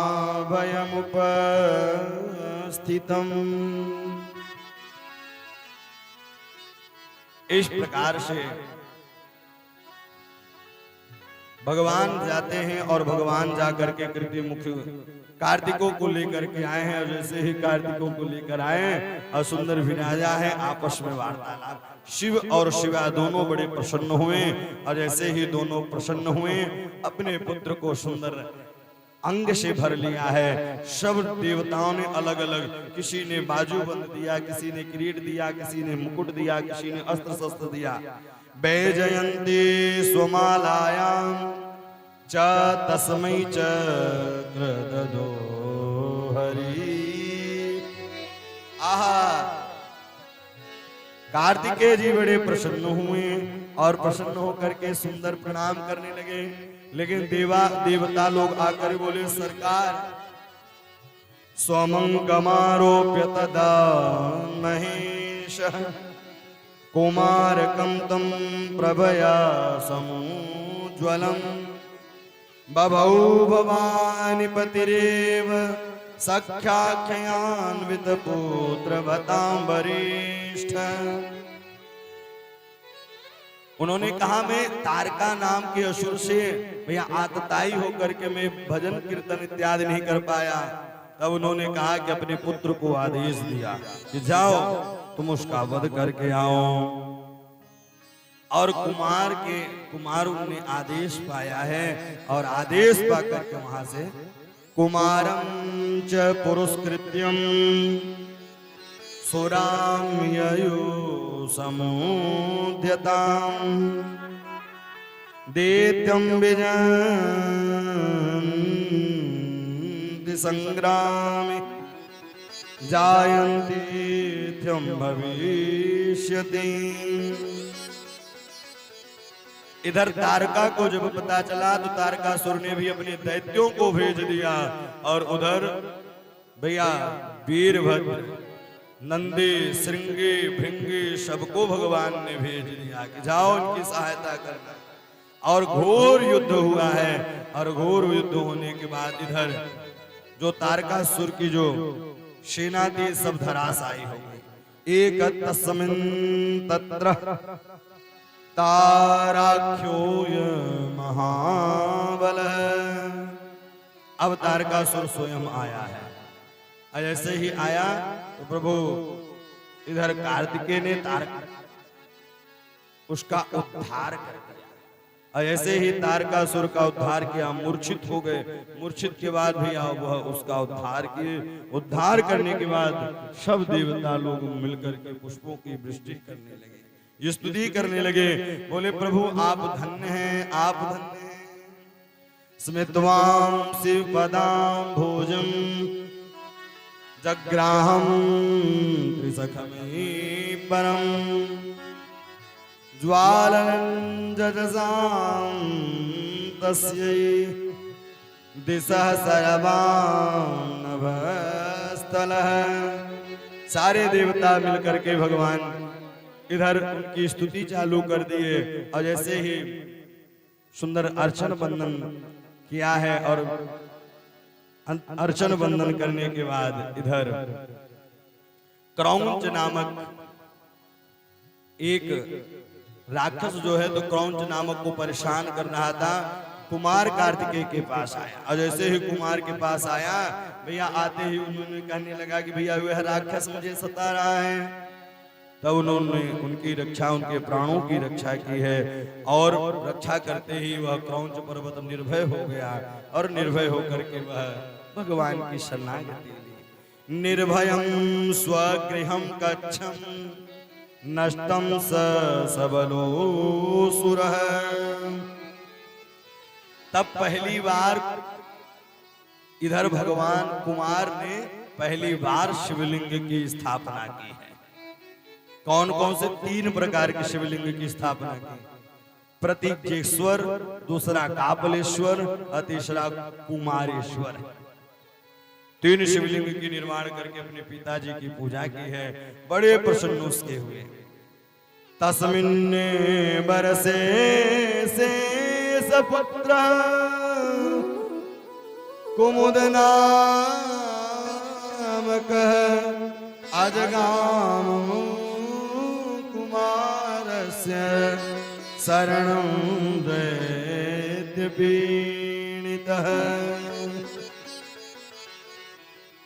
उसी समय भैया जिसका नाम कुमुद था वह दैत्य नाम से पीड़ित था। तब वह कुमार के पास आया और कुमार के आपर के कहा कि अरे भैया वह मुझे सता रहे। कुमार ने भी उसका उद्धार किया और शेष के पुत्र कुमुद को निर्भय किया है, सबको सुख पहुंचाया है। इस प्रकार से धीरे धीरे, लेकिन एक दिन पर्वत पर जाकर के वह बैठ गए और ऐसे ही पर्वत पर जाकर के बैठ गए। देवाधिदेव महादेव से आज मिलने के लिए जाते हैं कई दिनों के बाद। जब कई दिनों के बाद मिलने के लिए गए, स्तुति करने लगे, देव देव महादेव भक्तानां भयप्रद नमो नमस्ते बहुस कृपा कर परमेश्वर। प्रभु आपकी जय हो, जय जयकार करने लगे। उन्होंने कहा आपके ही आशीर्वाद से मैंने तारकासुर का उद्धार किया, अलग अलग राक्षसों का उद्धार किया। इस प्रकार से धीरे धीरे रहने लगे। और इधर आज एक दिन की बात है, जया और विजया नाम की सखी थी पार्वती जी की। भैया जया और विजया ने कहा कि आपके कोई गण नहीं है, आपका कोई द्वारपाल नहीं है। सब तो भोले बाबा के ही द्वारपाल हैं। श्रृंगी है वो भी है द्वारपाल, भृंगी है वो भी द्वारपाल बाबा के, नंदी है वो भी, वीरभद्र है वो भी। तब जया और विजया एक दिन मैया पार्वती जी स्नान कर रही थी, तो नंदी को डांट करके देवाधिदेव महादेव अंदर चले गए। जब चले गए, पार्वती ने विचार किया कि आज महादेव जी आए, कल कोई और भी आ सकता है। तब जया और विजया की बात मानी है। देखिए, हम अगर भगवान से डायरेक्ट नहीं मिल पाते हैं तो उनके जो सखी हैं, सहेली हैं, मित्रगण हैं, अथवा जो उनके भक्त हैं उनकी शरणागति ले ले तो अपने आप भगवान महादेव कृपा करने लग जाते हैं। तो जया और विजया की बात को उन्होंने गहन चिंतन किया है, और चिंतन करने के बाद किम कार्यम विदत्येद्य करवाणि तवोदितम् इत्युक्त्वांस तदान्तेन प्रत्युर्वाच सुतं शिवा। उनके शरीर को मला है, मलते ही शरीर से, भैया शरीर को मलते मलते ही उस शरीर के मल से एक बालक उत्पन्न हुआ, उसी का नाम गणेश हुआ।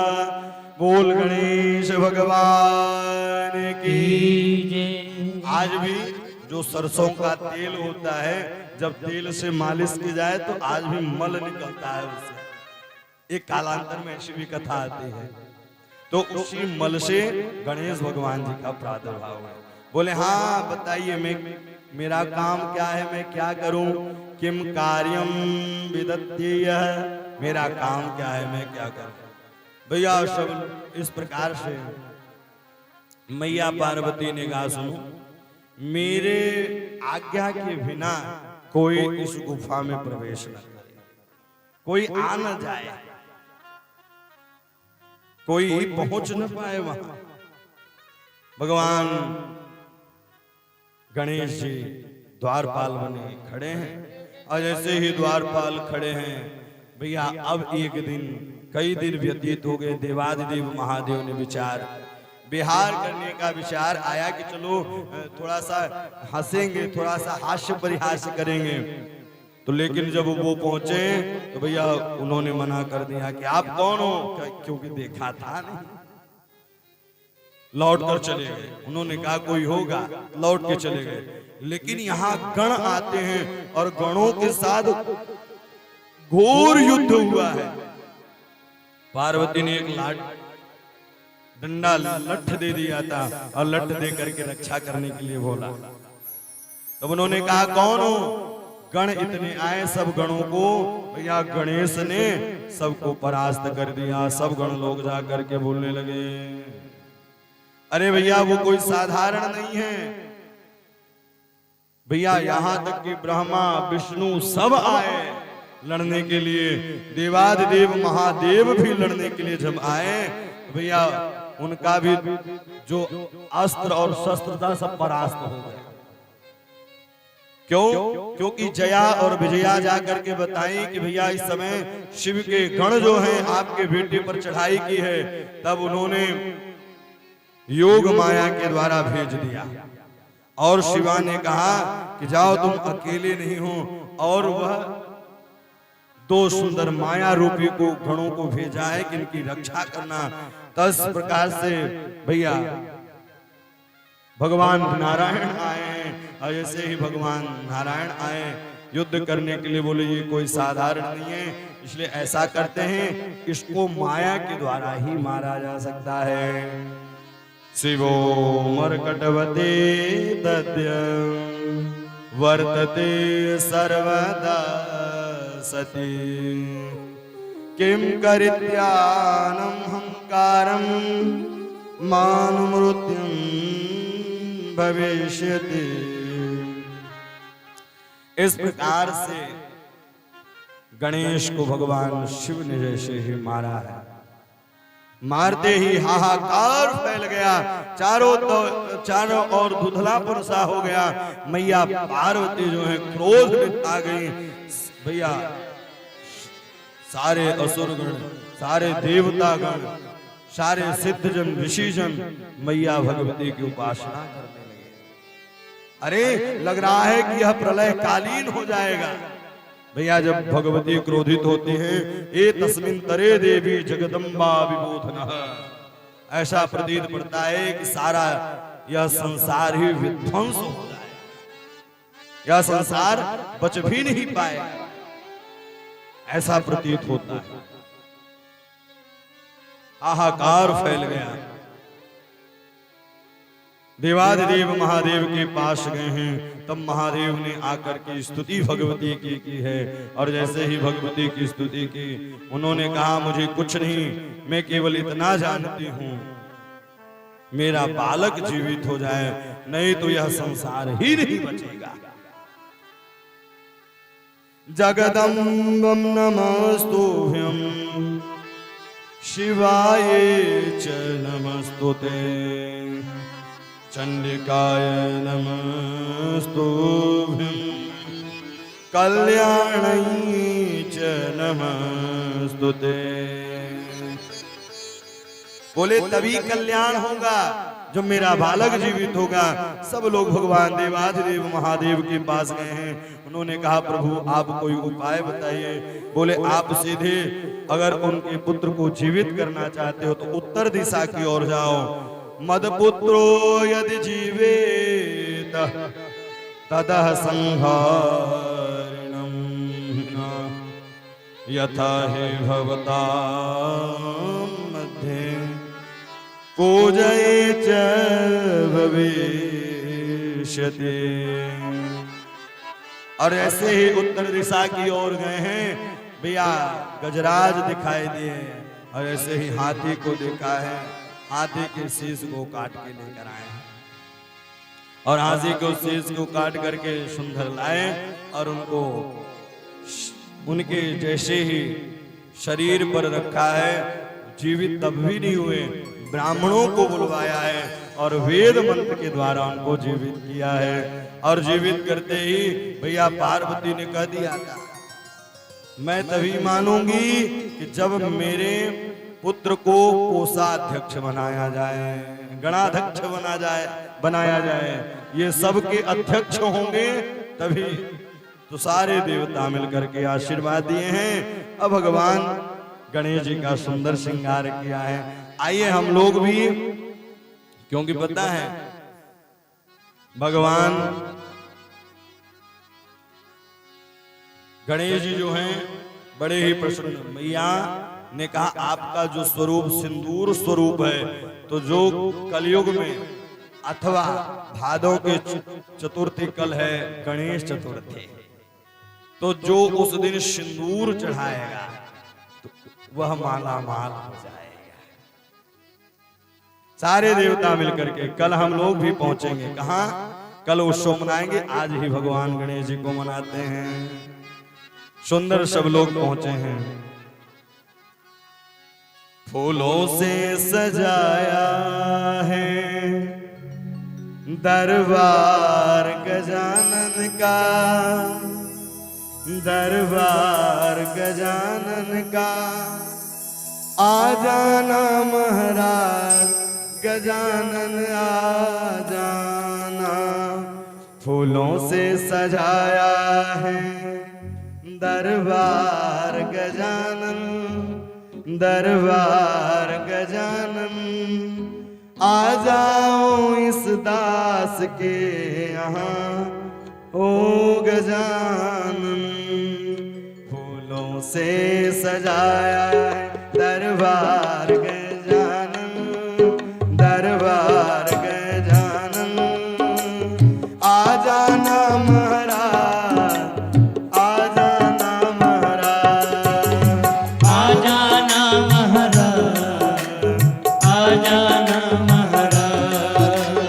फूलों से सजाया है दरबार गजानन, दरबार गजानन, आ जाना महाराज, आ जाना महाराज। ओ आ जाना महाराज, आ जाना महाराज।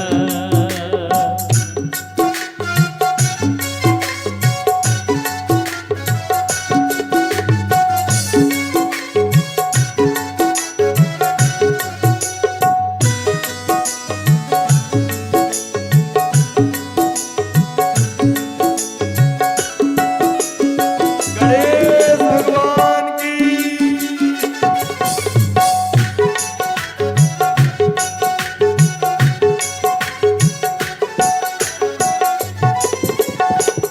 करी के अंदर भवन बनाया, करके अंदर भवन बनाया, घर के अंदर भवन बनाया, करके अंदर भवन बनाया।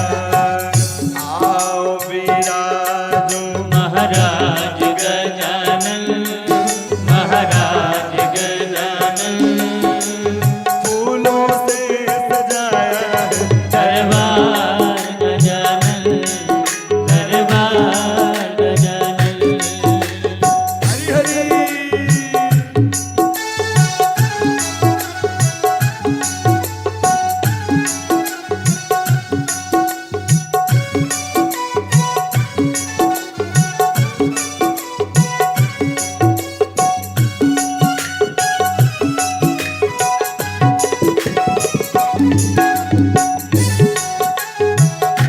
गजानन भगवान की जय हो।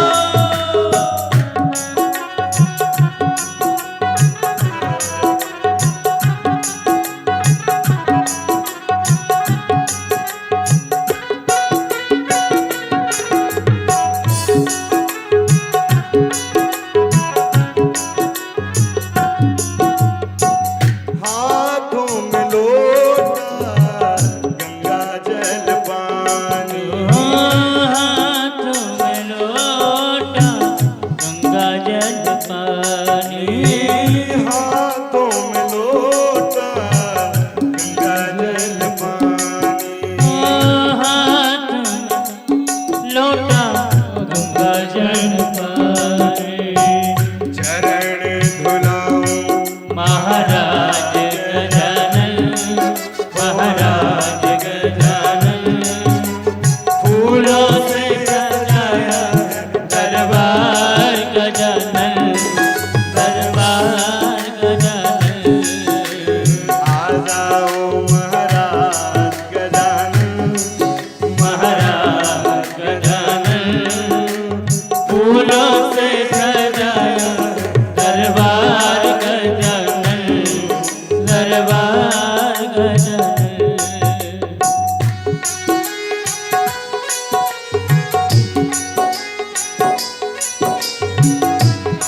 हर हर महादेव।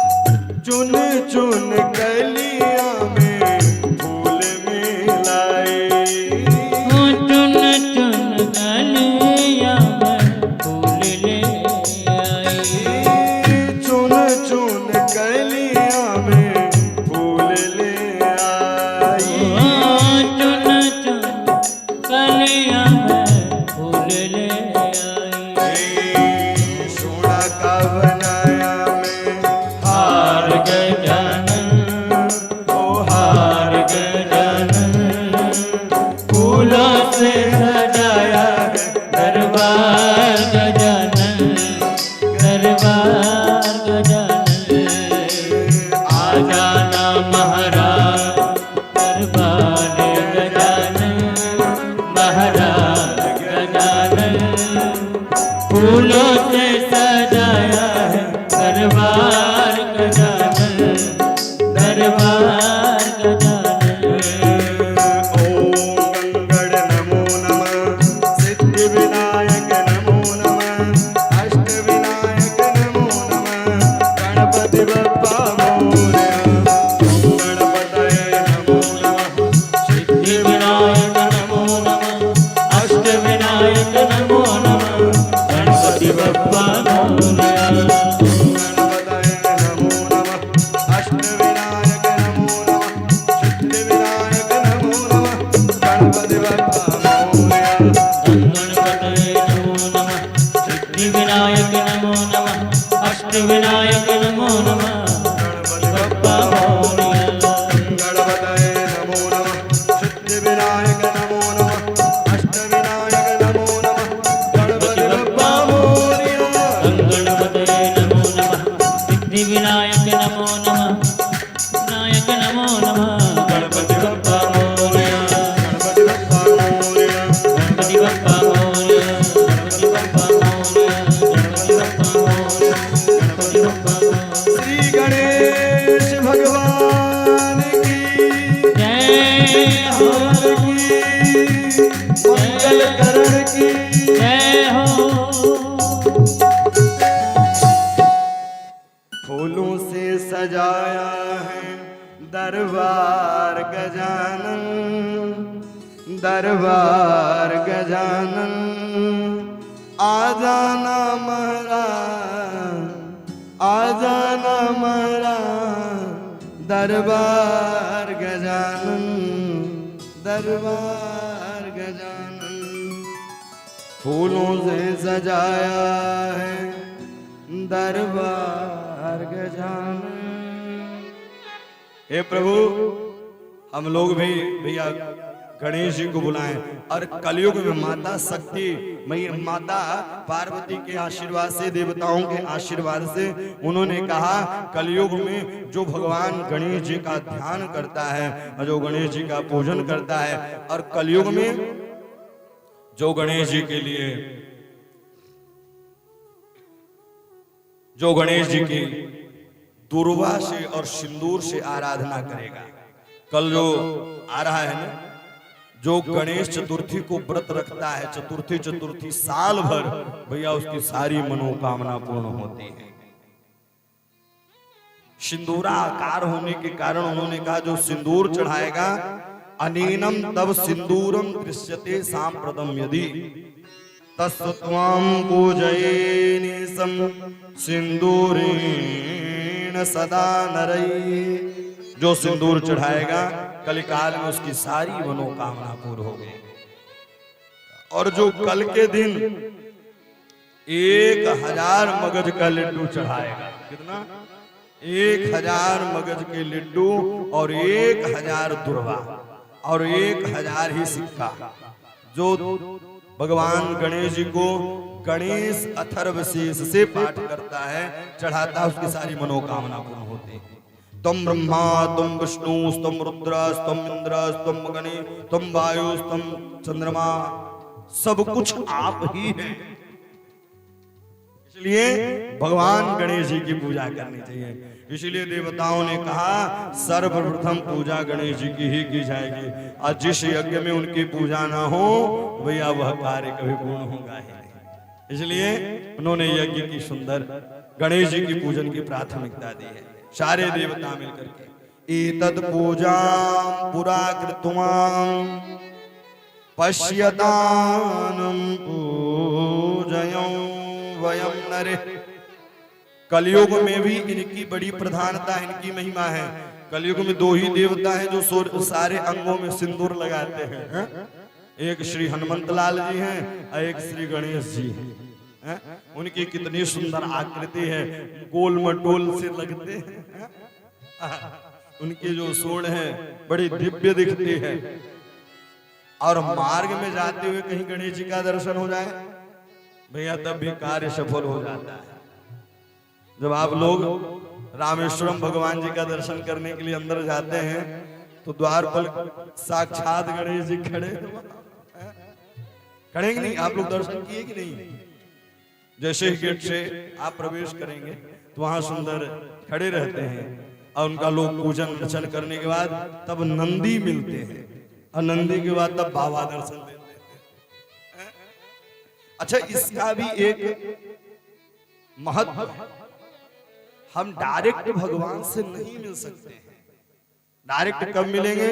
जब उनके द्वारपालों की पूजा करेंगे और द्वारपाल सवारियों की पूजा करते करते तब महादेव के पास आएंगे तो वह अर्जी स्वीकार होती है। और सीधे चले जाओगे तो वह स्वीकार नहीं होती है।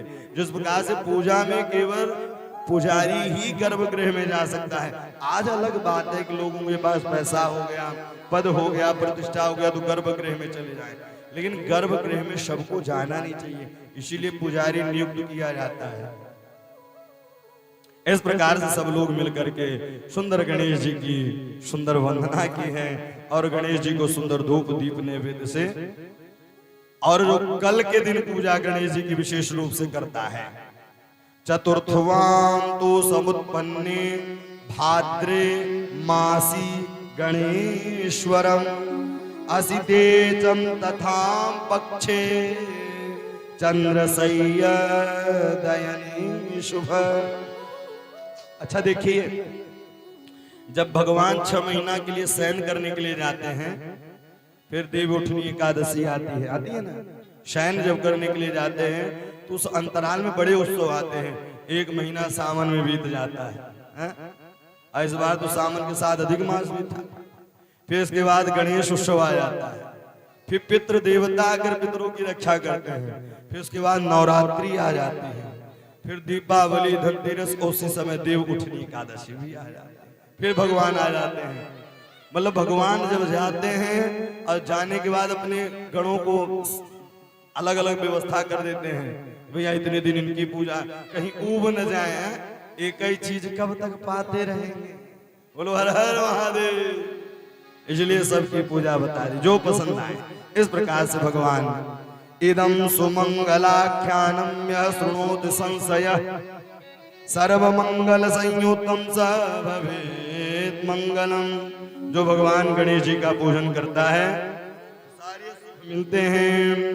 मोदाकरांत मोदकम सदा विमुक्त साधकम।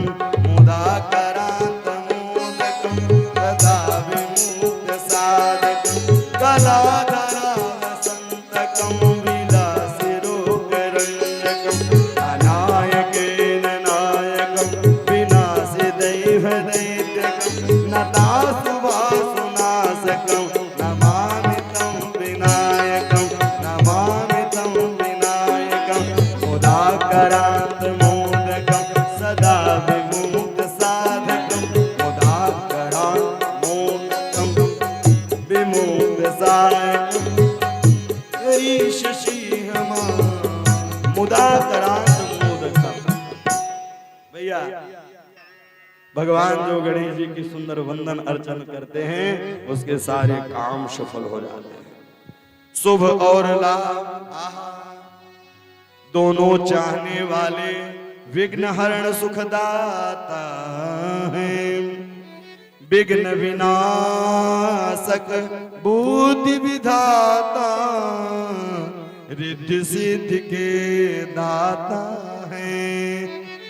मंगलकारी मंगल करते जो भी शरण में आते हैं। दिन के साथ सभी मिलकर उनके चरणों में शीश नवाते हैं। मिलकर साथ सभी उनके चरणों में शीश नवाते हैं। इस प्रकार से भगवान गणेश जी। लेकिन एक दिन एक प्रसंग और करेंगे, फिर इसके बाद धीरे धीरे हम लोग आज, क्योंकि भैया सब लोग क्योंकि शरीर को भी आराम मिलना चाहिए, और सुबह से ही लेकर के 5 बजे ही यहाँ पंडाल में सब लोग आ गए थे, और 5 बजे से ही पूजा प्रारंभ है। यहाँ पूजा, वेदी पूजा के बाद हम लोग समुद्र तट पर गए और वहां जाकर के सुंदर रुद्रा अभिषेक किए सब यजमान। और भैया यह केवल अपने लिए नहीं, यह समाज कल्याण के लिए ही कार्य किया जा रहा है। परिवार का भला हो, हमारा भला हो, समाज का भला हो, सनातन धर्म की रक्षा हो। इसीलिए तो तीर्थमुनि अपना भला चाहते तो घर में भी कथा सुन सकते थे। यहाँ आकर के समाज की भलाइयों के लिए ही कथा सुनी जा रही है और कही जा रही है और गाई जा रही है। इसलिए विवाह अयोग्य हो गए, अब विवाह किया जाए। अब दोनों आपस में लड़ने लगे, पहले मेरा विवाह, उन्होंने कहा नहीं पहले मेरा विवाह। दोनों जब लड़ने लगे, कार्तिकेय गणेश जी में जो युद्ध होने लगा, पहले बोले मेरा विवाह करो, उन्होंने कहा नहीं मेरा विवाह करो। विवाहे योग्य संजातौ सुताश्चौ सुतान्वितीनता भुवौ विवाहचं कथं कार्य पितृयोर्भयं शुभ। उन्होंने कहा पहले मेरा विवाह। पार्वती और भैया बाबा ने कहा कोई उपाय निकालना पड़ेगा। तब उन्होंने एक शर्त रख दिया, बोले मैं पहले विवाह उसी का करूंगा जो पूरे पृथ्वी की परिक्रमा कर लेगा, जो पूरे ब्रह्मांड की परिक्रमा करके आएगा उसी का पहला विवाह। भैया कार्तिकेय जी चल दिए, लेकिन गणेश जी बुद्धिमता है, बुद्धि के दाता हैं, विघ्न के हरता हैं, भक्तों के भंडार भरता है। गणेश जी ने सोचा कि इतना सरल नहीं है कि हम परिक्रमा कर लें। भगवान गणेश जी स्नान किया है और स्नान करके अस्माकं नियमं पूर्वं कृत्याचम सुखदोन भवान स्नान ध्यान किया है। स्नान ध्यान करके स्वयं तैयार हुए और 2 आसन लगा दी, अपने पिता और अपने माता को बैठा दी, कहा आप बैठिए और उनकी पूजा किया। यश्च वयं पृथ्वी शर्वां कृत्वां पूर्वं उपाव्रजेत् तस्य मयि प्रथमं कार्ये विवाहं सुवलक्षणं तेन थां पूजितौ प्रान्ते च पुनः पुनः एवं च कृतवान् 7 प्राणान् मासस्तथैव सह भवेत् पूजां कृताम्। सुंदर आसन लगाई है, धूप दीप नैवेद्य भोग पाद प्रक्षालन सब किया है। पहले भगवान की जब हम पूजा करते हैं तभी उनके दर्शन के अधिकारी होते हैं। इस कथा से शिक्षा एक यह भी है, भवते पूजां कृत्वां शिवा शंकर योरहम। भगवान शिव की पूजा किया है। स्वबुद्धयामि समुद्रांत पृथ्वीं कृत परिक्रमां। पूजा की है, पूजा के बाद 7 परिक्रमा लगाया है। जैसे ही 7 परिक्रमा लगाई, 7 परिक्रमा लगाते ही महादेव ने कहा जाओ पृथ्वी की परिक्रमा करके आओ। बोले सरकार यहाँ थोड़ा सा संवाद हुआ है गणेश जी में और देवाधिदेव महादेव में।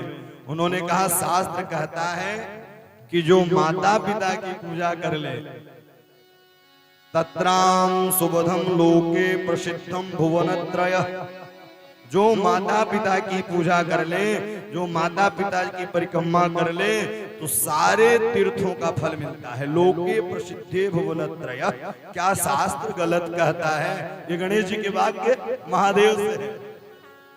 सर्वं पापं हरं पुण्यं ब्रह्मचर्य पदम परम। तो आप यह बताइए कि क्या यह गलत है? भैया यहाँ उन्होंने खूब समझाया है। और गणेश जी ने सारा शास्त्र संबंध बता दिया कि शास्त्र कहता है पिताम गुरुस्त्वाम जगतात्मधीश गुरुर्न सस्या जननी सस्या। जगत पिता जगत माता ही सब कुछ है। और आजकल के लोग भी कुछ लोग जाकर के तीर्थों में 5 स्टार होटलों में रह रहे हैं, लेकिन घर के देवता भोजन के लिए भी तरस रहे हैं।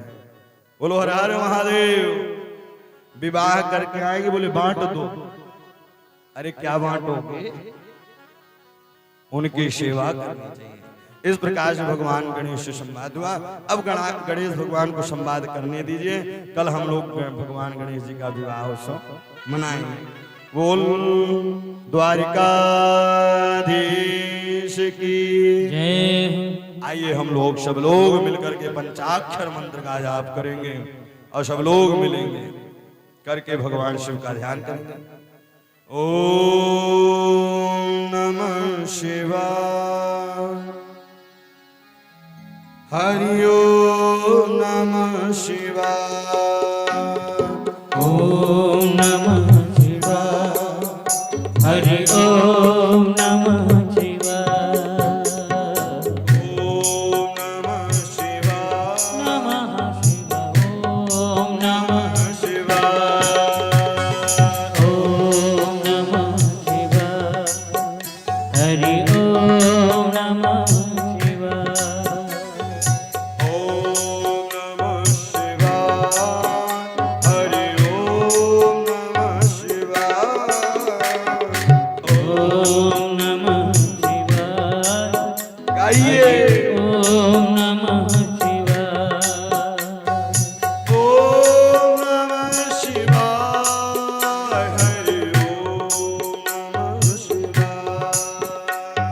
ओम नमः शिवाय।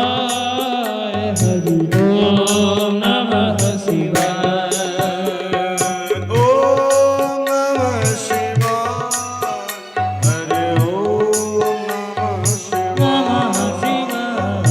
ओम नमः शिवाय। हरि ओम नमः शिवाय। ओम नमः शिवाय। हरि ओम नमः शिवाय। ओम नमः शिवाय।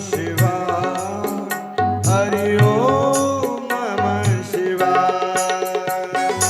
ओम नमः शिवाय। हरि ओम नमः शिवाय। ओम नमः शिवाय। हरि ओम नमः शिवाय। ओम नमः शिवाय। हरि ओम नमः शिवाय।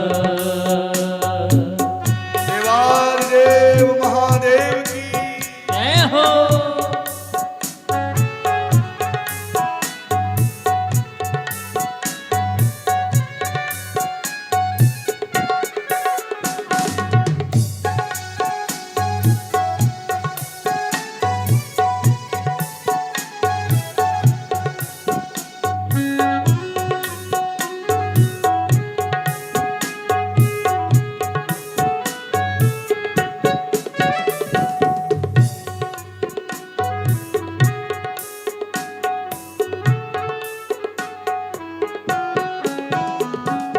रामेश्वरा शिव रामेश्वरा।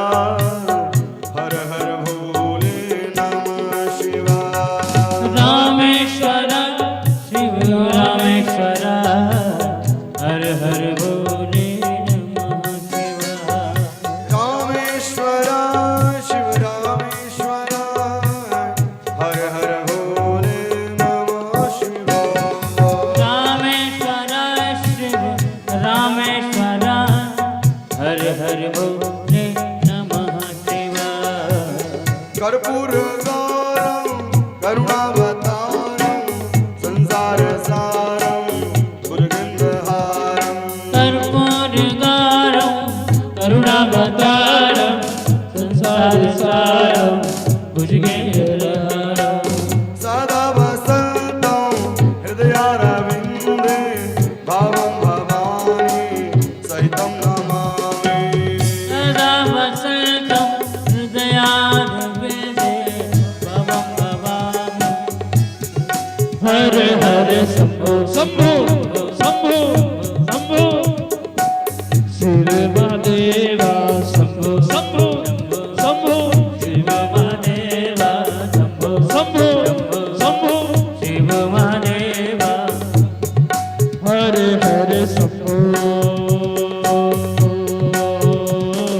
शिव महादेवा शिव मंगलम शिवकार मंगलम ओम मंगलम ओंकार मंगलम शिव मंगलम शिवकार मंगलम ओम मंगलम ओंकार मंगलम शिव मंगलम ओम मंगलम ओंकार मंगलम शिव मंगलम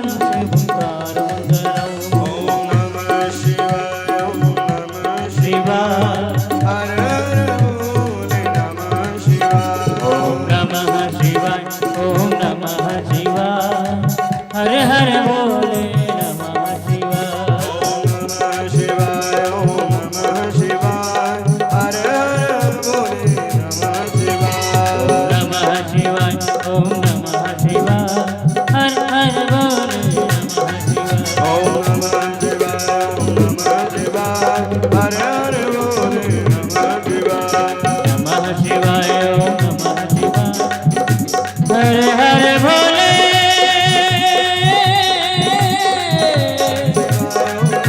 हरे हरे भोले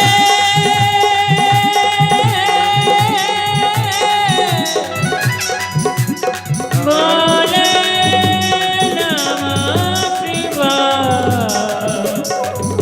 हरे हरे भोले नमः शिवाय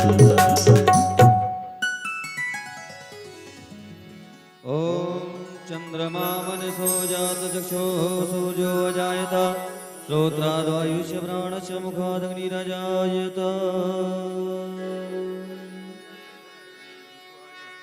मन में बसा कर तेरी मूर्ति उतारूं मैं भोला तेरी आरती हो आ, आ, हो,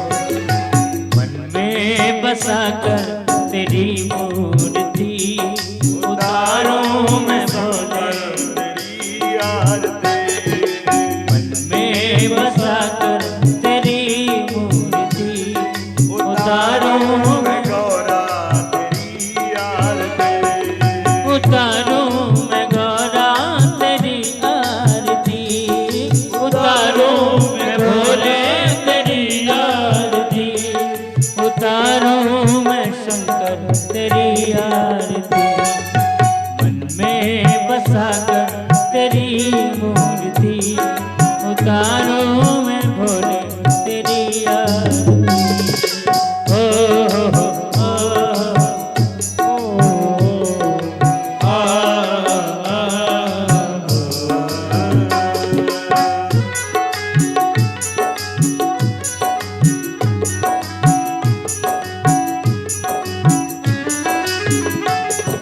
करुण करो कष्ट हरो ज्ञान दो भगवन भव में फंसी नाम मेरी तार दो भगवन करुण करो कष्ट हरो ज्ञान दो भगवन भव में फंसी नाव मेरे तार दो भगवन दर्द की दवा तुम्हारे पास है दर्द की दवा तुम्हारे पास है जिंदगी दया की है भीख मांगती मन में बसा कर तेरी मूर्ति उतारूं मैं भोले तेरी आरती ओ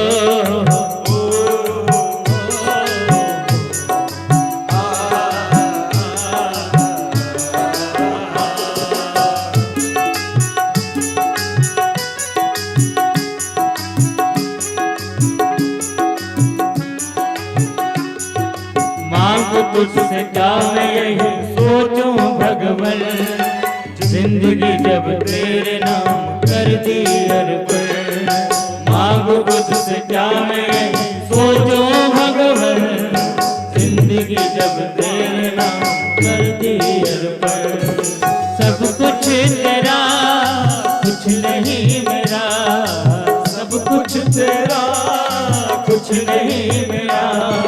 चिंता है तुझको प्रभु संसार के, मन में बसा कर तेरी मूर्ति उतारूं गौरा तेरी आरती। ओ वेद तेरी महिमा गाएं संत करे ध्यान, नारद गुणगान करे छेड़े वीणा। वेद तेरी महिमा गाए संत करे ध्यान, नारद गुणगान गाए छेड़े वीणा। भक्त तेरे दान करते हैं पुकार, भक्त तेरे दान करते हैं पुकार। हम सब मिल गाएं मैं बसा कर तेरी मूर्ति उतारूं मैं भगवान तेरी आरती। उतारूं मैं भगवान तेरी आरती।